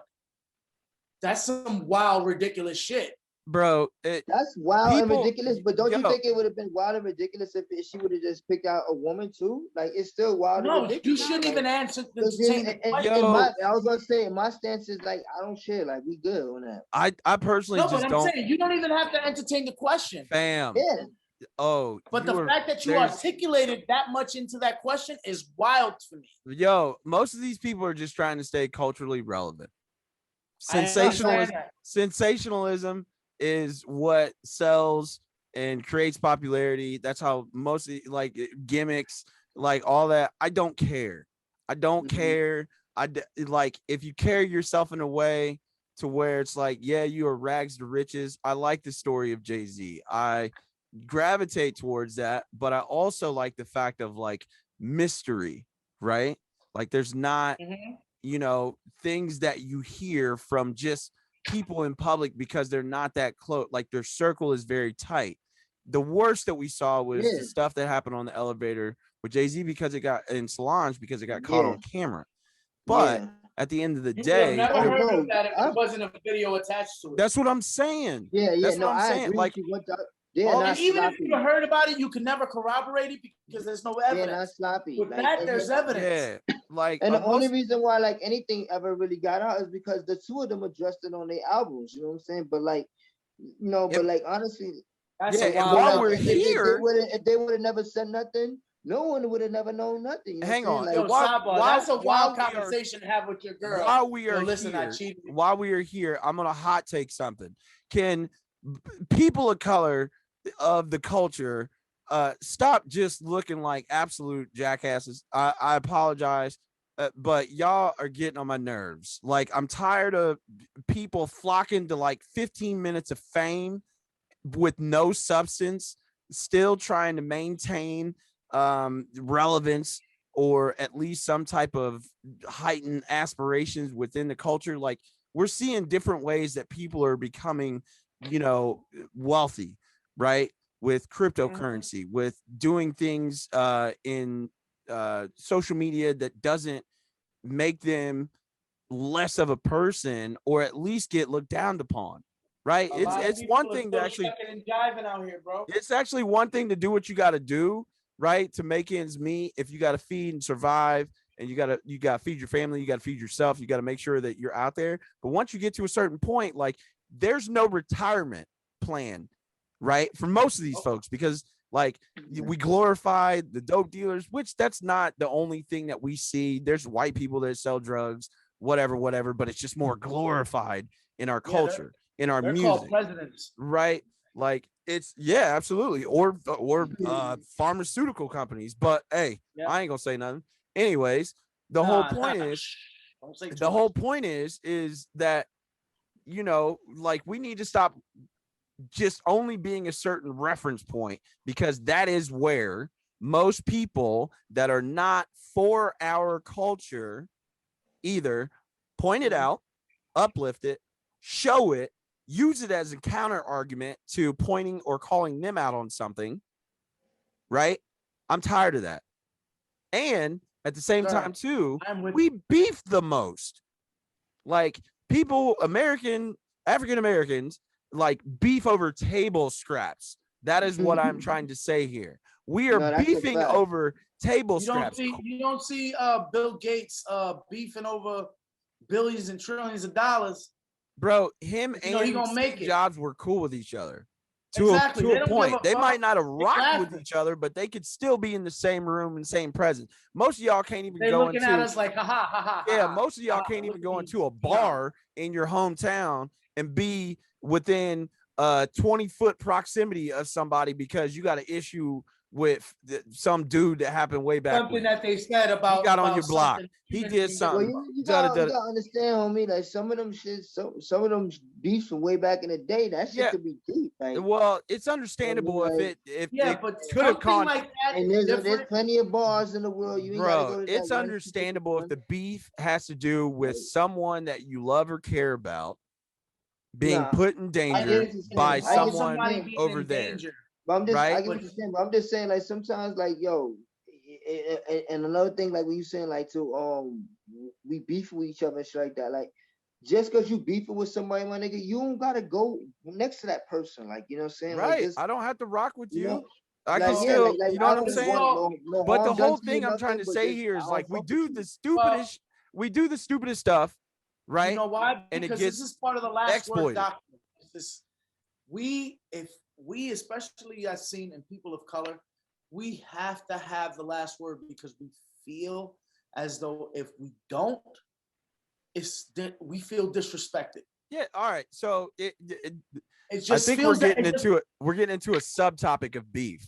What I'm saying. I know, but that's what it is. Just but none of this, bro. I completely agree with you. Growing to a point to where it's like, if I know that I do not want to put myself in a situation to where the police get called, I lose my freedom, I lose my equity, I lose whatever I have, then Oh, I want to be no parts of it. Yeah, it took me a while to get to this level right here, which I know that we all kind of are coming into the same realm. Yeah, we can God's duff working on me, somebody bro. out if we need to. If it's That's like, God's hey, working on me, bro. you're trying to threaten me, my loved ones, my family, whatever, my homestead, I got a problem, I need to eradicate it type deal. Not saying that you need to go out, but if I just got to duff you out, and most people just can't fight, raise hands, whatever, I love get beat, and then just keep it moving. People don't know how to take. I didn't have 8. I can tell you, I didn't had 8 fights in my life. I won 4, I lost 4. So I'm 50%. So to me, it don't matter. If I gotta duff you out, the only thing that can happen is either I lose or you lose. But either way, this problem has to be resolved. Yeah, you get to walk up out of here after it's all over. That's it. You might limp a little bit, but whatever. But listen, what I'm saying, I'll take a few lumps to the face. Y'all see me one day. I'll come in with a speed knot. What I'm saying, saying, yo, what happened? Coming back, tried to dump somebody out. Coming back, because there is some stuff that like we can share within our culture, right? We share it in the group, and I find it funny. There's other things that like when it's just so blatant to the point that like it becomes a headline because you are quote unquote famous and you make the culture or misrepresent the culture. Now I'm starting to have more issue, right? Mm-hmm. So I'm looking and aspiring to be more of like a Stephen Hightower. If you don't know who that is, go look the man up. He's from my hometown of Middletown, I thought Ohio. you were talking about Steve Harvey. No, Stephen Hightower, bro. He started as a janitor and then grew to a company that is worth almost $500 million. Nice. And it's, oil and resources, and they're still operating out of the hometown. And that's the type of bro. He sat on the Energy Council for President Obama. So like that's where I'm trying to be at. I want to be at a level to where I can rub elbows with people that can actually make change and difference. I really want nothing to do with any part of the culture that makes us minstrels for the rest of the people out there to look down on us, period. I agree with you. And on that note, I think it's a wrap. Yes, sir. Yes, sir. We've been here for a while. But there's a lot of stuff, and we were trying not to be as long-winded as we can be. But we always get into that one topic that always takes us there. And it drifts us that way. Wu-Tang always is going to do that, but also to end in a realm to where it's like we get to talk and at least have a presence culturally diverse, right? It means that you can articulate yourself in a way that you don't have to code switch, right? You can just be you. I work in a realm that like I know what code switching is, and then I'm getting to a point that I don't need to because of who I am and how I carry myself, right? So that's of course I know of this triumvirate, because we love the way that you talk, and the way that you talk is what we need. People need to hear in this culture right now. Like that's why you're culturally relevant. And that's why I love having these podcasts. I appreciate you, King. And to be honest, there's still times where I get long-winded. I mean, I'm ADHD all the way down. I've been that way since high school. And my mind wanders like crazy because I'm thinking of more things to do. I'm already thinking of other podcasts that we have to do. And I want to do because I enjoy doing already this. On podcast number 10, huh? Yeah, actually I was at 20 because I've already written most of the stuff out, but we just got to catch it based on what happens. We just gotta pace ourselves and get that's what I love. We're gonna hit benchmarks, man. When we get to 10 podcasts, that's gonna be a benchmark that's gonna be amazing. That's gonna be a celebration. When we get to 20, when we get to 50, when we, you know what I'm saying? When we get to 75, 100, all those, so on and so forth. This is just important that I think people need to see that of course I'm going to be aggressive and angry when it comes to how I feel about socially relevant topics in regards to equality. Anything within the realm or the culture that I come from, yeah, of course I'm gonna have a say. There's also an ability to embrace other cultures, which I think that we do very well, being people of color from any realm. And I think that there are others that don't have to embrace because they have a privilege that they don't need to. They can be where they want to be in their box and they're okay because they still get to Listen, I can operate. tell you straight up. Listen, if you don't like me, it's fine. I don't care. I just know that the people that like me love me, and I'm going to cater to those people. Right. If you want to join the bandwagon, by all means. I am not discriminate, but just know that I'm here for the issues that are at hand. Big facts. I'm here for the issues from my culture. Big facts. For our culture. I'm gonna fight for our culture because let's go. That's what's under attack right now. Nah, for sure. No, bust a shot.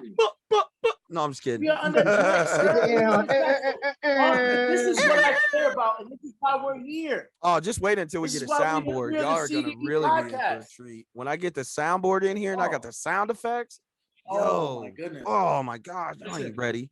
Y'all ain't ready. But to end it off like this, Chris, you know, I got love for you, A.Hun. I got love for you. I'm here for this culture. Same, fam. Same. This is what we do. And I know we're long-winded, but there's some things that just need to be get across. You know, we give you the medicine with the candy. This is the medicine part of it. You need to hear this. This needs to be heard. Fact. Because not a lot of us young colored men are having these conversations anymore. Right. We haven't even talked about like just mental health in this space. Yeah, like there's so many important conversations that we have to have, and we'll get there.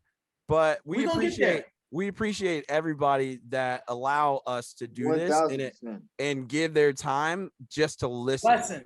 So that is absolute appreciation and thanks. Make sure you go follow us on YouTube, Facebook. If you want to join, if you want to join the Facebook group, by all means, you can send one of us an invite on our personal pages, or you can find us on our fan pages, on Twitter, all that. If you follow, like, and share any of our social handles, you will be entered in to win issue 1 and issue 2 of the Teenage Mutant Ninja Turtles. Last Ronin, that is a collector's item. I will say this until I'm blue in the face, until April 2nd, which is when I will announce who the winner is. But we will all be in unison to make sure we know who that is.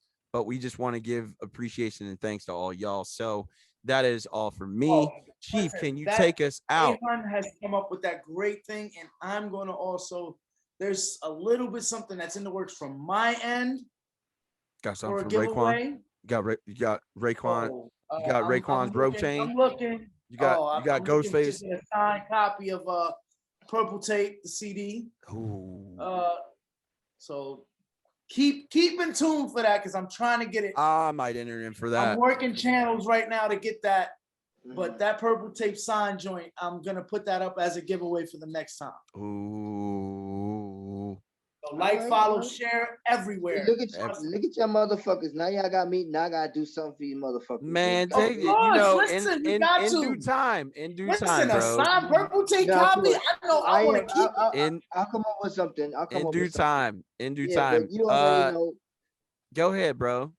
All right, so I'm gonna close it out. You know what I'm saying? As usual, it's A.Hun The Shogun. You know what I'm saying? The #1 Shogun. You got OE over there as usual from different blocks. You know how you get around. Man, he be all over the place. Listen, man, I'm all around these streets. Hustle, man. Hustle, man. Yeah, that's me. I hear it. Listen, they're shooting in the background. I could show y'all, but I don't, because it's a little bit too graphic. You had to put up a good picture. I'm here in these streets for y'all, and just to bring y'all this breaking news. But it's C.D.B podcast, baby. We all we got. Yeah, that's right. You know, and I'm your boy Chief Chris. You know what I'm saying? Sign out one time for one time. C.D.B podcast. You know, check us out. Hey, take it away. Hey, we out of here.